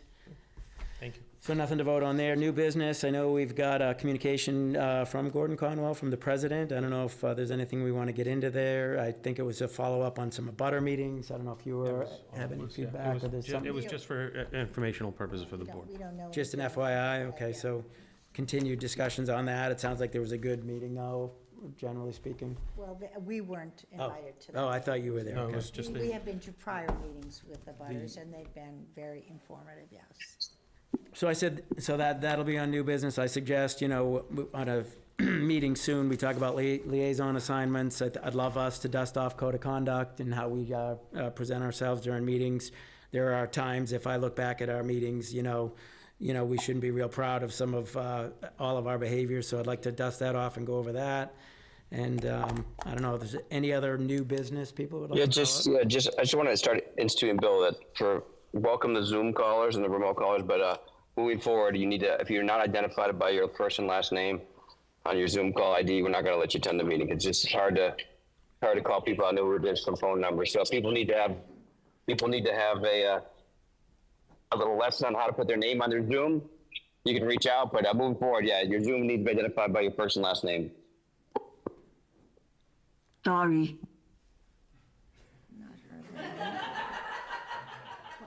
I don't know if we have a policy on that, but I guess it probably does make sense, or maybe that's new business too, but. Why do people have to identify themselves? when you- Probably, I don't know. If they're sitting in their I think room, I that's- don't know everybody's name here. Virginia Cookson, 318 Forest Street, so right? it's worth a discussion, I think, down the road and see what we do, but yeah, I agree. I tend to think that maybe if they're gonna speak, they would say. Oh, yes, of course, absolutely. Bill, one question. I don't want to prolong. Or have their camera on. I'll give you that choice. Either put your camera on, or identify yourself by first and last All right, name. so let's put that We'll move forward with policy that, but on we'll new talk about business. that in the next meeting. Is your camera on? Bill, one No, question. but I'm identified by my first and last name, sir. Okay. I don't want to prolong the meeting any longer, but under the updates for a special town meeting, there was a bullet regarding review timeline for June 26th special town meeting. Did we want to talk about that? Yeah, I think we figured we'd table that to when we open the warrant and go through the calendar then. Oh, okay, I missed Because this, we're not even sorry. sure what'll be on it, if it's 3A or school or Yeah. a meeting. Right, or, I think that's what we had tabled, right? I'm happy to go over it if you want to. Because I don't know, as I look at the calendar, I don't know what It's to, in our packet, yeah. and we had gone over it prior. I don't think it's changed at all.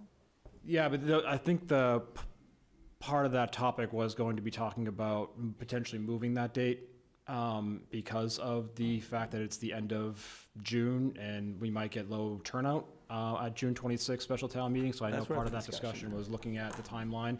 So I just don't, I mean, I'm happy with I- tabling it. I but just meant just to, don't know no, if that's no, going to no, impact. that's fair point. I mean, I just don't know I- if that's going to impact, our process for setting up a town meeting. Yeah, what I was referring to was the timeframes that we had laid out in the middle. I don't even know what the sandwich is gonna be yet, so. But an end date, if indeed that's the topic that goes, yeah, is the 26th still the right Currently- date? If Wenham's on the 9th, Corinne Kell leave? She just left, okay, so you just missed her. Corinne, I had spoken with the town clerk about dates that if the select board had decided to move the meeting to something earlier in June, she had given us a number of dates that she is not available. That would make it difficult for the town clerk to manage a town meeting. The only other big consideration for you is that with a special town meeting, the warrant has to be posted 2 weeks in advance of the town meeting. So that just shrinks all the other prep calendar, since we have items that need public hearings and things. We have to be cognizant of that. well, if this was a single source meeting and that was the only topic, can you create a condensed calendar that Yes. has it earlier than the end of June where Yes. vacations become a challenge? So I And have could- that ready for the meeting as well? I will have a proposal for a different date, or You know two, what? or three. I would add that there's also a challenge with older folks coming to a night meeting. And I Yep. think, A so I think Thursday, they're right. equally as prejudiced as Yep. somebody who may have had a vacation. So I think we need to consider all constituents and the hardships that they may incur. I mean, if this is a rinse and repeat, should it be the same time on a Saturday? I think that time and slot generated a large turnout, so to So be I- equal and fair, I would say we don't change it to a, So I'll look at the 21st. I'm not sure if we have time to do one on the 14th, but I'll run it through the calendar. It's a little soon. I just want to make sure we're ready to talk about those things in the event we need to talk about those things. Deb Safford, I have a simple solution. Just if we're going to punt on 3A and we don't revote, we don't have to have another town meeting. Just an option. Before we end, I just want to reiterate that we got into the weeds a little bit on the school and focused on, renovations or not renovations or consolidation or not consolidation. We kind of focused in on like the logistics of how do we do that. And I think everyone had the same information on April 5th that they're going to have for whenever it was to be revoted. There's no new information. There's just maybe new marketing materials, because the reality is the vote has happened. So I just want to make sure that the topic that you guys are considering is not, well, should we just repackage consolidation? It's, do we honor the vote? Did the vote matter? And is there equity in every vote? Is there justice in how the vote was handled? Because clearly, if it was a yes, we would not be having this discussion. All So right, I just now, want to bring it just back to that, rehashing. Yeah, just bring I it get back it. to that discussion, because then maybe you don't have to have another town meeting and the cost of a town meeting. Thank you.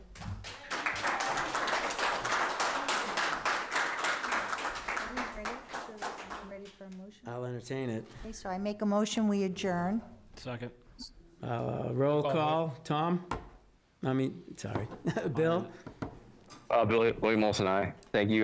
Doing a great job tonight, Bill. Yeah, Ben? Ben goes aye. Tom? Tom Myers, aye. Rosie? Rosie Kennedy, aye. Wilson, aye, that's a wrap.